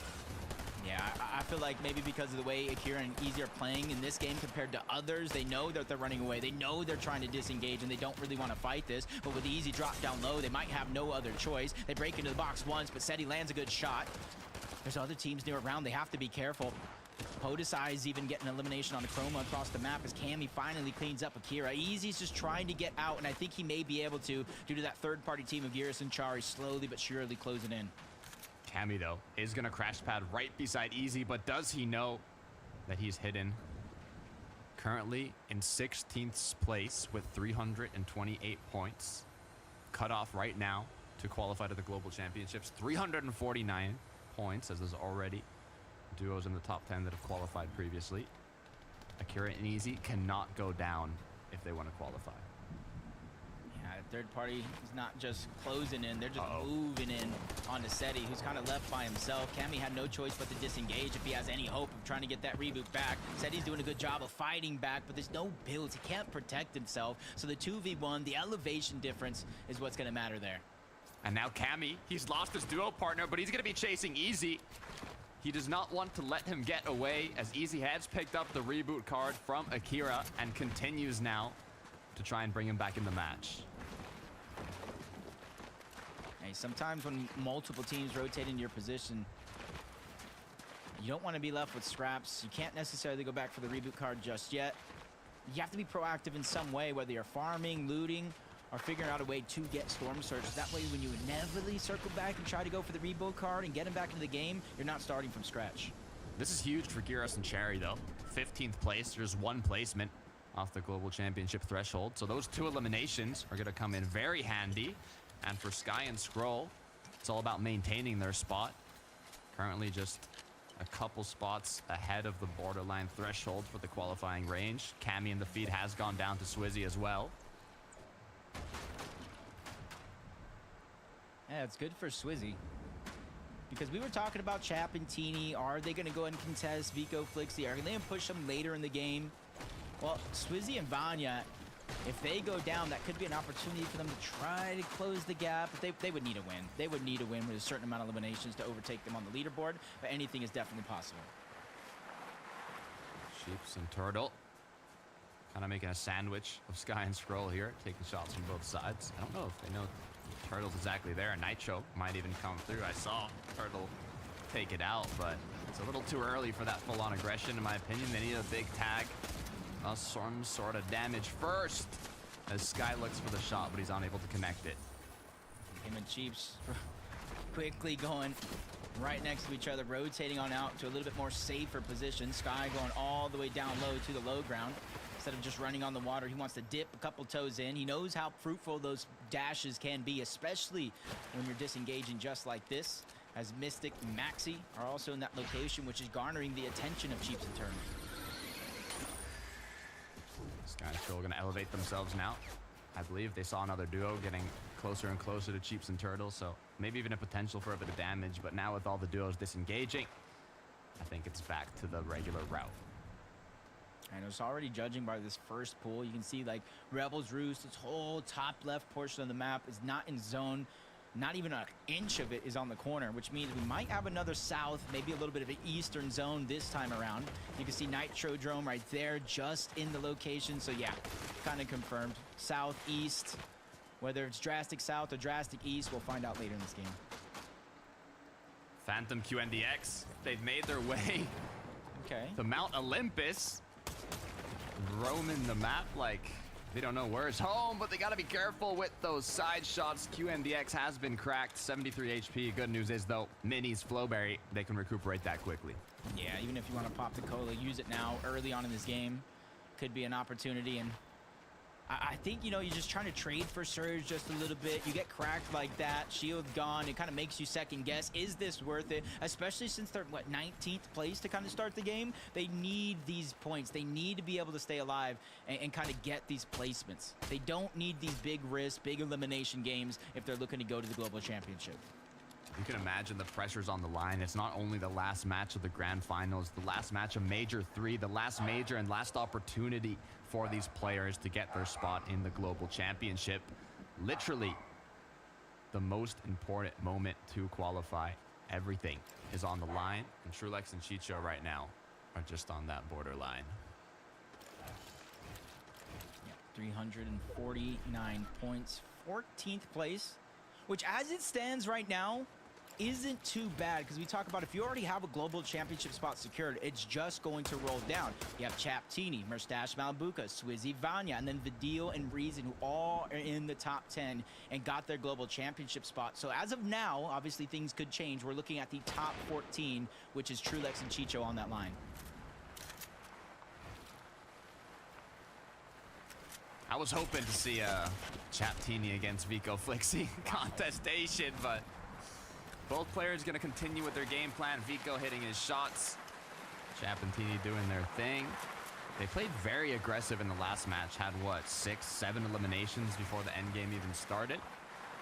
Vico as well managed to pick up 6 by himself going into that end game somehow. Both players showing how locked in they currently are, as Voltiax is going to get knocked down. Cool shortly after. Artskill and Shakeoff now with 4 of the Elans on the board. Voltax and Cool gonna end currently in 27th place. They can only fall down the leaderboard from them. But Artskills and Shaco's, on the other hand, 35th place coming into this game. Global Championship might be a little bit of a stretch, but with eliminations, a big win, it is definitely possible. Anything's possible in this format. 100 points for the VR, 6 points per elimination. Prism Casper are going to use a Flowberry launch pad to make their way towards zone. Ooh, Turtle down. Uh-oh. I'm hoping Cheeps can do something. Shout out to Cheeps. Pro Fortnite player. Part-time teacher. Not the other way around. We'll see if he can make something happen. I'd love to see him in the Global Championship, but he's going to have to clutch it up as a solo now. He's going to have to go back to class Take some notes. How am I going to get this reboot back? How am I going to school these other players here in the lobby? There's a lot on the line. Even though they're in 9th place to start this game, that can change in an instant with the 1.5 times multipliers. Malibuca and Mustache inching themselves closer to the top of the leaderboard. But barring any big mistakes from Tappuccini, Vico, and Flixie, they're not going to have too much control over moving up the leaderboard unless there's a big mistake made by the top 2. Yeah, I don't think they're going to be fighting each other until later on. The best case scenario for either duo is one of the opposing teams just get in an early game engagement and end up losing it. Moving on over towards Reckless Reels, and you see Chapatini trying to make a sneaky play, but they were spotted out. And strangely enough, I don't think that's enough to kind of push them away from this location. It just lets them know, hey, this team might be ready to fight. So let's continue to inch closer and closer, and they got to be careful because there is a 3rd team in and around Reckless Reels towards the outside. Probably got a surge base of their own built up, so they'll be able to spot this fight out if it does extend outward outside of Reckless Reels. Next zone pulling in. And the trend of the Eastern Zone in this game will continue. I was talking about it early on and how drastically it does like to pull. And this one is going to be another one of those drastic pulls over some mountains. As Chapatini continue to move forward, close the distance. Almost makes me wonder if they like fighting in locations like this. This isn't going to be the first time as they're trying to trap their opponents down, really not giving an escape plan as Chap just trying to go on the other side, grab an extra angle. But sometimes that little bit of separation is all that's needed for a team like Fnayan and Prism to take you down. Land a good shot just like they did, weakening Chap just a little bit. Almost lessening the confidence and the likelihood of an overall push coming out in this game.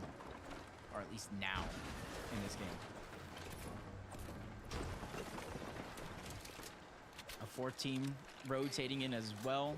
So it's just going to make it tough for them to continue this fight. So it almost even looks like they're going to continue pushing over. There's multiple teams rotating around. They went from the team that's boxed up at the bottom to one that's rotating around a little bit more free, landing some damage there. And you're seeing, even with these high elimination games that they are having, that's not the only time they're picking up Surge. They're weakening players in and around the lobby, and as soon as they feel that confidence to push over, they will, and that's exactly what they're doing on the Splash and Trash, but another team is there. They got to be careful. That Sky and Scroll that have a little bit of elevation, but Teeny and Chap are closing in on the distance. A nice shot there on the Splash, the Nitro to make it easy for the knock to come in. They separated their opponent, cleaned that elimination, and now they have the choice. Do you continue chasing? Do you slow things down? Because more and more teams are rotating through Reckless Reels, try to get their spot on the map as safe as possible. And this will eventually become one of the more contested spots on the map, the whole western edge. All right, boys, got lit. Let me take a look. Last game of the day. Sky and Scroll looking quite calm in their box currently. But in their minds, I don't think they're going to be calm, Jacob. You know what's on the line. It's almost like a mind game for them because they were playing so free and comfortable, but now you kind of see the leaderboard and the chances that they have to get it. As Fnayan picks up the other Elim, Trash and Splash are down and gone. FNCS is over for them, but that just inches Sky and Scroll just a little bit up that leaderboard for some late game heroics. How is Malibuca not? Vico and Flixie here. They've got their up-to-date Storm Then Surge how's base built right on the Zeta forecast Maniac on tower. second? 800 points, looks so clean.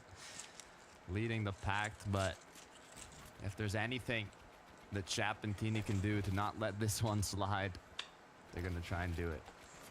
I'm trying to do some math and figure out, because there's a very limited amount of points in this game. We're talking about 160-point games. That's if you win with 10 eliminations. So even though these guys are winning, you got to think how many points. They have a 90-point deficit to overcome. So at a certain stage in the game, if Vico and Flixie are still alive, doing what they do best, 3 eliminations minimum, it's going to be a runaway train. Yeah, I mean, Chap and Teeny, if they're going for that first place spot, ideally we'll just have to take a fight against them. They'll have to play the 2 versus 2 and take them out before they start securing a significant amount of placements during that late game. And we're just talking about everybody here trying to get their chance. V and Chino are just so in shambles right now. 2 loadouts missing, no heals, less than 60 combined HP and shields. And look how many teams are around them right now. And look how many more teams are going to have to rotate in. This is just a scary situation for Chino and Skvi to be in, especially since you see where they're at in the leaderboard, 13th place. The party has ended up on Vico and Flixie's drop spot. The storyline is looking crazy right now. The last match of the Major 3 Grand Finals ending in the POI of currently the #1 duo. Will they close it out, though? Like, this is scary, though. Vico and Flixie get their POI as a zone. Don't have to rotate far, but Chinio and Svi 2 below this threshold. I was talking about how down they actually are in this situation, and this elimination is going to mean a lot if they can get it, because they could possibly get a loot and back into the game. Nice shot on the one, but Chiefs is there on the other side, just quickly ends that one. Now Svi is just feeling the pressure, still below the threshold. Vadil on the other side, and now he's getting forced. He's getting forced to a position that is outside of zone, which is slowly but surely going to close. He's running out of builds and running out fast. He tries to go in for a sneak attack. They landed that first big shot on the Reason, and they just were unable to clean it up overall. Great job securing the elimination, but the zone's going to keep on closing. They have to make their way up that little ridge. Vadil and Reason currently making their way back into zone, while Pablo Bebies do the same. Both duos now made it in with a few elims to their duo. Everybody's just grabbing an edge. I think this was the best case scenario for this zone. I was talking about how it keeps pushing towards the east. Those mountains, the snowy mountains, are going to be in the zone. It pulls back on over towards Reckless Reels, which is dangerous in its own mind, because throughout these moving zones, if it ends up here still, all those buildings that are there could have any players hiding around any corner. And since there's no builds, they're not going to be easy to break through either. Here we have them. Chapentini, 710 points in the second place. Vico Flixie, 800 points in first. One elimination so far for Tini. Looking to continue to increase that as the match goes on. My question is, are they just going to play it by the book? Are they going to play for that consistency and do what they can to stay up as long as possible? Or are they going to hunt down Vico and Flixie like they're prey? It's almost scaring me a little bit, because they are visibly not as aggressive as they have been in any other game this weekend. So they're kind of leaving on Vico and Flixie possibly going down, or maybe they just want to cement that second place spot. So a lot of situations could be running through their mind, because even though placement points have yet to set in, as soon as that starts to happen, every duo that goes down is going to make that first place spot just that much more out of reach. Well, Chicho doing a great job getting tags, but they still need more. I don't know if you saw, Jacob, but Vico Flixie also were getting very close to Chapentini, so we'll see how that ends up closing out, as Haijo Kaido gonna get a few tags landed onto them. It was Chicho continuing to hit his shots now. Brought the 76 above. He'd be comfortable for now, but it won't last too long. Chicho has to continue hitting these shots.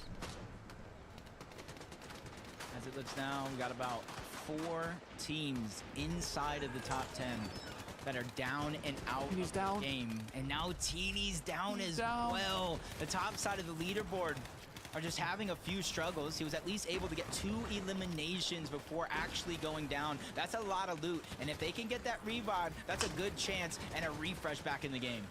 We'll see if they're able to do it. Meanwhile, Phantom QNDX on the borderline of qualifying to the Global Championship. They need to have a big game here. Let's take a look at what just happened with Teeny.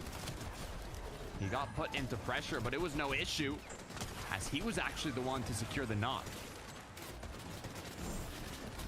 Really just fell right back into the box, into Teeny's hands. Quick edits, man. Teeny's just playing with everything that he has to try to stay alive, closing the gap. A few eliminations there, but a 90-point deficit with Vico and Flixie still alive, and now every team that goes down is going to grant points. 1.5 time points than they did yesterday. You talk about 100 points per win. The closer and Vico and Flixie get to this end game, the further and further away that Chap and T will get from getting first. Zone full on east side of Reckless. Vico Flixie. No, they have players close by, but they're playing extremely passive. They've had at least 3 eliminations in every single match they've played out, but this game, they don't want to risk anything. Yeah, Vico has the #1 spot all time for EUFNCS eliminations, taking it away from Veno, who had 40 the last time, but Swizzy's down. That's an open leaderboard spot, possibly up for grabs. Vanya, he fights back. Down goes T-Chips, down goes Desi. That was a huge battle there for Vanya, and a great chance for him to get the revive, but in comes Vico, in comes Flixie. They steal away all that loot. As hard as they fought, they get none of the rewards for it. Yoink, Vico Flixie taking the free rewards. Little loot llama without the llama, as they've just gotten a nice refresh without having to put themselves at risk at all. But they're kind of in the middle of the pack now of all these duos that are boxed up close to each other. Swizzy Vanya, they need to find heals. And they need to find it quick. So more and more they keep themselves in this position. They can't necessarily take the risk to elevate themselves with that crash pad like they did in games prior. They're flying through the sky like that. That's going to make them easy targets to get tagged out, especially from the players that are hungry for Surge. You can see Sky Scroll elevating themselves. Great position to have that vision on the duos rotating through. But for 9, Dela are going to be the ones highest in their tower. Prism Casper getting tagged, but they're going to choose to continue with their rotation before looking for those shots. Quickly make it to the front side. That's going to be step 1. Step 2 now. Heal up just a little bit, but you need to simultaneously be looking for Surge. Casper quickly opens up a window, trying to find that opportunity. It's Chicho who gains their focus as Trulex gets taken down right before our very eyes, and Chicho can't do anything about it. Has to stay up as long as possible. Phantom QNDX have to be careful to not let the focus get onto them. Prism, though, they decided aggression is going to be the play here. A 2 versus 1 against Chicho. Can they close it out? This could be a great chance to get up that leaderboard even further, but it ends the dream of Chicho and Trulex on the side, potentially. 6 teams where the placement come in. Snazy and Podesai are going to go down. 20th place for them in this game. Everybody's still alive, getting pushed across Reckless Reels. So the green, or the silver lining is going to be the fact that the north side of it is opened up for a few seconds. Vico taking shots onto Chapentini. This could be the fight that decides how this major is going to come to a close. Teeny with 3 eliminations already. And on the other side of his door, the #1 duo currently, Vico and Flixie. Hey, this literally could be for the win. There's more than enough placement points left on the map. And then if they get both of those eliminations, that's 12. But they quickly elevate themselves upward. And there goes the crash pad. They're trying to block them out. They're trying to keep them stuck in the zone. So that way they have to rotate through all this madness. Vico has been cracked. Vico's been knocked down. Flixie is now left alone. This is everything for Chapentini. Flixie cannot let himself go down. Hey, but we've seen him make some big solo clutches already throughout this FNCS, the qualifiers, the semifinals. He just needs to do one more in this 12th and final game, and somehow they find themselves 5 above the damage threshold. This is not going to be a situation for Flixie where he's going to be the most confident. He knows he's going to have to somehow, some way, make a beautiful play to stay ahead of the game. 1 shot left to make it happen. Everything is on the line for Flixie. He's now 30 below. He needs to look for a little bit of damage. 1 above.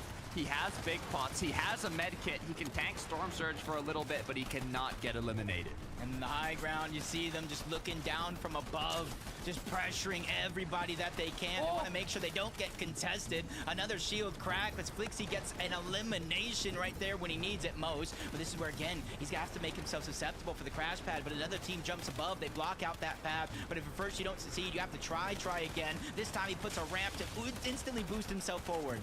Stays calm, stays cool, stays collected, and that's exactly what he has to do. Securing placement after placement, and the 6 points already from that extra elimination. Flixie is doing an amazing job staying up. But there's still so many points behind on the side of Chapentini. They did a good job with Vico going down. They were the ones that caused the pressure of it all. And now Flixie's outside of zone. The medkit's popping off, and it's his only chance. He has to move in, because as soon as that medkit is over, he has 4 ticks of zone. Just 4 ticks is all he will be able to take. And now the chance for Chapentini has arisen. In the meantime, Vico and Flixie's worst nightmare, Chapentini on height in the last moving zones of the last match of the day. Flixie needs another elim. No, it's becoming more and more out of reach with every placement he gets. 851 points. He's looking to climb even further, and he's not necessarily taking any risk. He's letting everybody take each other out. Those placement points mean too much, because there's even 2 more placements that he's get, but he finally gets taken down. This is going to be a photo finish. 8:57 is the cutoff, Jacob. 8:57 is what Chapentini need to pass. Sky and Scroll doing what they can to put themselves into the global championship. They need every one of these eliminations. They don't have enough. They need the points on top of what they have now. They did a good job of staying alive, but so did Flixie to gain all those points. Chapatini not slowing down. They're pressuring all around. They saw Sky, but they're not going to go down for that one just yet. Everybody left in this game is solos, but Chap and Teeny. But there's not enough points left on the map unless they go berserk. But Chap goes down. Teeny gets the elimination. 1v2 situation, or it's actually going to be a 1v1. Can he win this game? That's 6 points. That's 18 for the placement on top of what he has. He's dancing around, but he's getting slowed down by focus. Until then, the final elimination it is. 7 on top of the win, but is it going to be enough? Is it going to be enough? Chap and Teeny close out the last match of Major 3 with a victory royale alongside a good set of eliminations. They went into the match in second place. Vico and Flixie holding on strong. Even though Vico went down earlier in the match, Flixie was able to clutch it up. Chap and Teeny got the VR, but was it enough? Yeah, and even through the course of that game, I said it myself, I was counting, watching every single team in the top 10 that went down. And at one point, relatively early on, there was at least 4 of them. 4 of the teams in the top 10 down and out, left to wait, left to wonder if what they did that game gave them enough points to get into the top 10 or even just a little bit more down, because we know a couple of those teams that already qualified for the Global Championship are in that top 10 as well.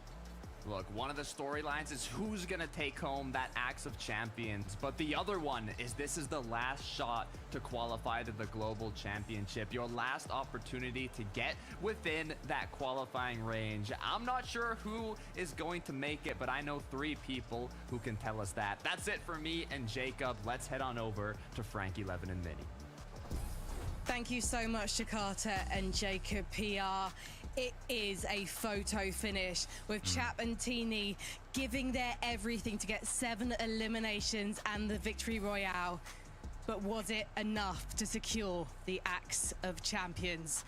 Or did Flixie get the clutch of a lifetime?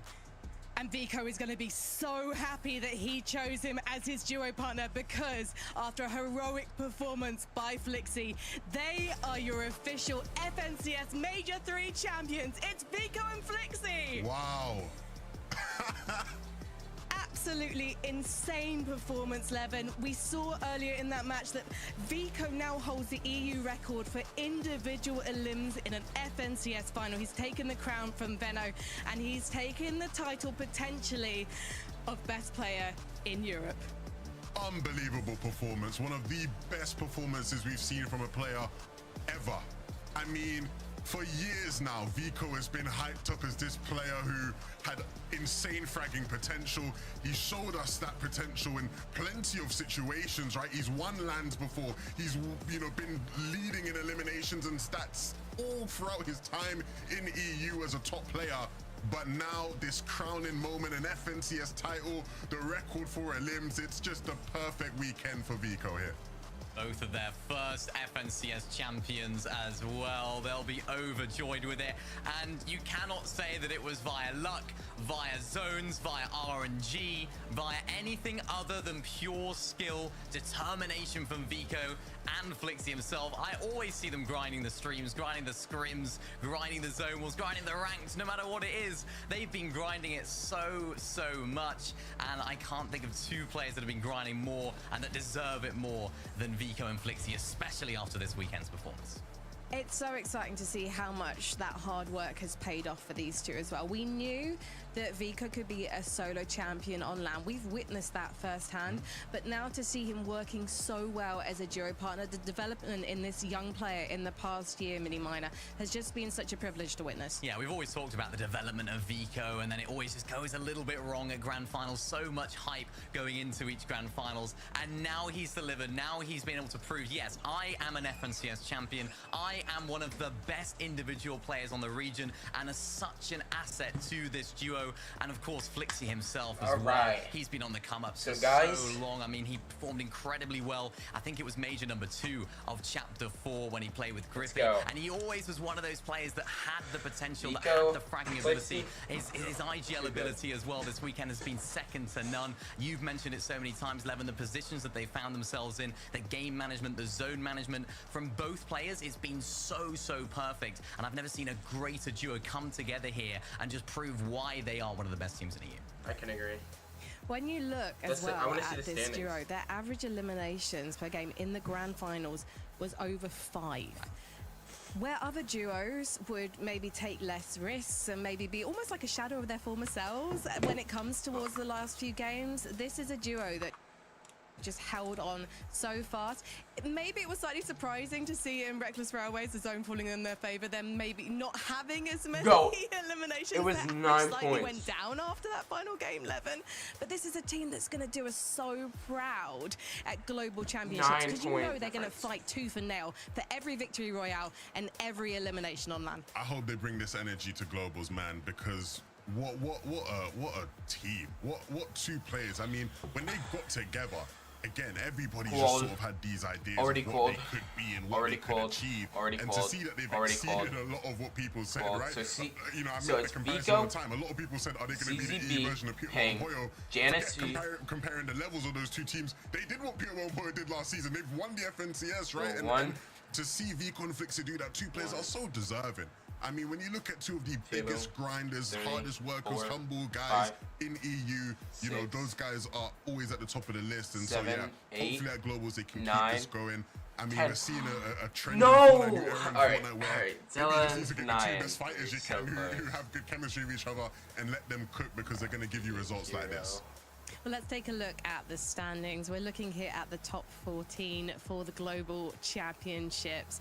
Don't forget that some of our duos in the top 10 have already qualified. So we're looking at Chapantini, Swizzy Vanyak, Murstache, Malabuka, Radil and Reason. Basically, the top 5 outside of our winners, Vico and Flixie, were already qualified for Global Championships. So that's actually just really putting me in a good mood about Europe's chances on LAN. But then also, we've got to hand it to Nathan and CZB. It's going to be their first time competing on an international FNCS LAN. And Janice and Pixie as well, they've managed to hold on to their spot. It's just such an exciting time to be a fan of FNCS in Europe Mini Minor. Yeah, really happy for CZB and Nathan. As I mentioned earlier, they've been on the come up for this whole chapter. Every grand final has just been improvement on improvement. And this weekend, they've proven to us why we need to start looking at these guys as another duo that are just so consistent, making it to those end games, getting eliminations here and there as well. And they're one of those teams that I think can perform well under a LAN environment. They seem to know each other very, very well in terms of play style. They seem to be able to bounce off each other. They seem to be just tied together in end games at some points as well, Levin. And they just seem like a team that can do it on that big stage. Yeah, and Chapman, apologies. You go. Yeah, no, I was just about to say, looking at the points difference between first and second, Chap and Tini, I mean, what an incredible year in particular for Chap. He's just risen through the ranks. He was just 11 points away from getting his first Axe of Champions, Levin. And I mean, he's equaled the record from Major number 2, second again. Really impressive, man. Your average placements in FNCS Grand Finals being at second is unreal, right? Like, I've only played the 2, but to come second Everybody and in the comments I mean, a lot of people going into that last match wanted to see them maybe land on Vico and Flexi, maybe do a bit of a teamy strat and camp them on like a forecast tower or something. It didn't pan out that way, but they came through and won the game, right? You know, outside of directly contesting Vico and Flixie, they did everything in their power they really could have, right, to make it close in the end. And I am so excited about what these guys are going to offer us online again. 2 players who are so young, so talented, but so passionate and so good at this game. I can't believe that they get to represent EU at Globals. Geh mir nicht auf den Sack. Ja, meine Mom ist noch immer am Bein. Oh nein. Ja, ich meine, hey, Digga, ich hab grad 85k gewonnen. Ich habe gesagt, ich gewinne dieses Grand, bevor das Grand überhaupt gestartet hat, Digga. Oh mein Gott, Digga. Weißt du noch, als wir uns in Österreich unterhalten hatten und du dann so die ganze Zeit so am Zweifeln warst, dann, und dann irgendwie, du sagst so, aber dieses Jahr werde ich eh noch ein FNCS gewinnen. Du hast die ganze Zeit gesagt, ich werde dieses Jahr noch ein FNCS gewinnen. Ich musste eins gewinnen. Nach der Performance letzte Season musste es sein. Letzten 2 Seasons waren jetzt nicht meine beste Performance, ich sag's ehrlich, von Cash Cups und all dem her. Yeah, their Cash Cups performance were really good too, weren't they? Back-to-back Dings, Duo Cash Cup Wins, dann noch FNCS Win, also. Ja, was soll ich sagen? Ich stehe mit der besten Spieler in der Welt. Oh, Das ist der neue I don't know much German, but I'm pretty sure you just said I'm the best player in the world. Ich liebe ihn doch. Digga, und es haben euch ja nur irgendwie so 12 Punkte gefühlt auseinandergetrennt. Chap, aber auch an dich. Geistesgestört. Erster Tag natürlich so okay, aber der zweite Tag war krank. Das war wirklich krank. Weiß man, wann ich die Pickaxe kriege? Ich möchte dieses Ding endlich mal halten, Digga. Ja, mach mal bitte, Chris. Ja. Aber so 10 Minuten vielleicht oder so. Ja, aber gar nicht. Na gut, Chap, ich wollte eh nicht mit dir reden. Alles gut. So. Ich bin sauer. Du bist zweiter Platz, dein Arsch nimmt 120 Top. Ich weiß, du bist Schweizer, back to back, ja. Das wäre 2 Kills, wir hätten gewonnen. Ja, das stimmt. Meine Aura war zu dominant. Too much Aura. Oh, okay, Wir okay. wussten sogar, dass letzte Runde Vico der Lara Croft Skin ist und wir haben ihn sogar getötet. Wolltet ihr auf den landen oder nicht? Nein, wir wollten die mitgeben, Keen. Okay, aber Dann hattet haben wir ihr... die nicht gefunden. Aber warum warum seid ihr nicht auf den gelandet?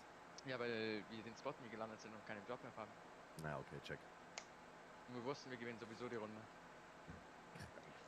Digga, diese Confidence. Ihr hättet aber vorher droppen müssen, Digga. Wärt ihr so 5 Sekunden vorher gedroppt, Ich weiß, ich wollte und dann hat Tini gesagt, wir müssen einfach nur die Runde gewinnen, scheiß drauf. Ich war letztens so sauer. 2 Kills. Wie ist Tini so drauf? Das würde mich mal interessieren. Normal. Ja, aber ne, freut er sich oder? Let's fucking go! Beide Match. Ja. Okay. 3 Monaten 240 Cards machen. Mehr Ich weiß, sogar. aber wir hätten 100% gewonnen. Chap geht's halt um den Win. Ja, Oder aber das das Game ist hätten wir auch wir, gewonnen. wir wollen den Jungen doch mal aufbauen. Digga, also wenn ich hier, weiß nicht, 120.000 each mitnehme, also dann, weiß ich nicht. Ich würde hier einen Flickflack machen. Also klar, würde ich auf den... Thank you for all the subs, chat. Thank you, thank you, thank you. Dankeschön für all die Subs. Ich küsse eure Herzen. Thank you for all the rates as well. Thank you for everything. Oh mein Gott. Hier meine Pickaxe haben. Let's fucking go. Ich liebe die besten Spiele der Welt.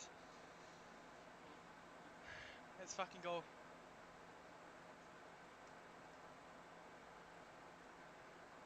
Irgendwer schreibt fick dich in den Chat. Gut. Die Leute, die gerade mich beleidigen in meinem Chat, fickt euch zurück, Digga. Also das ist geisteskrank. Das ist geisteskrank jetzt hier. Das ist Tier 1 Hating hier gerade. Das kann nicht sein. Mein Handy ist alles ist am Vibrieren. Mein Handy ist am Sterben, Digga. Oh mein Gott, ich bin so am Zittern. Es ist GG's, es ist ein FF-Moment gerade. Stop hating on me, Digga. Stop hating. Stop the hate. You fucking won. Nein, hört auf mich anzurufen. Ich gehe nicht an mein Handy. Ich will die Pickaxe haben. Wo ist meine Pickaxe? Dann ist 8er, ja. Und Hallo? Chiefs auch noch 10. Bester Spieler der Welt. Hallo? Felix? Ey, warte mal, die amarische Regel wurde zerstört. Nur ein Sohn kann performen. Oh, let's fucking go. Deine amarische Regel kannst du in den Arsch schieben, Digga. Ja, und dann nächste Woche. Was? Aber wenn ich... Er ist jetzt 18, das passt. Achso. Mann, wo ist meine Pickaxe? Ey, das tut doch jetzt nicht, Digga. Jungs. Guck mal, ich brauche jetzt einmal ganz kurz meine Söhne. Warte, ich muss noch kurz einen runter. Dafür wie viel. Alle Söhne kurz. Okay. Jungs, ich mach jetzt eure Runde.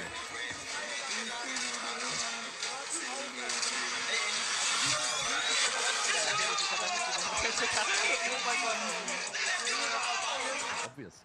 Ihr checkt, nein, die Zuschauer checken das nicht. Ihr checkt nicht, dass das alles Teamarbeit ist.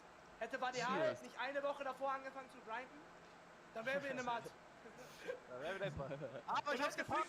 Und er hat's gepackt. Aber Real Talk gibt Flix die genauso in Credit wie Ich Vico höre, und Vadeal Felix. genauso in Credit wie wir. Also ich bin ehrlich, Digga, Felix verdient 10-mal meinen Credit gerade, Digga. Nein, aber das Ding ist ja auch, die Zuschauer sehen nur das meistens, was ich auch so... Yeah, I thought they did too, but they have like these people that come in ist ja auch obvious. from our school that like aber das wollte ich are ja in gerade some mit euch. program and they on work, everything, so I also don't get dass Felix money. aus dem Game mit nix, wirklich Slums, Tomaten hatte er, Digga.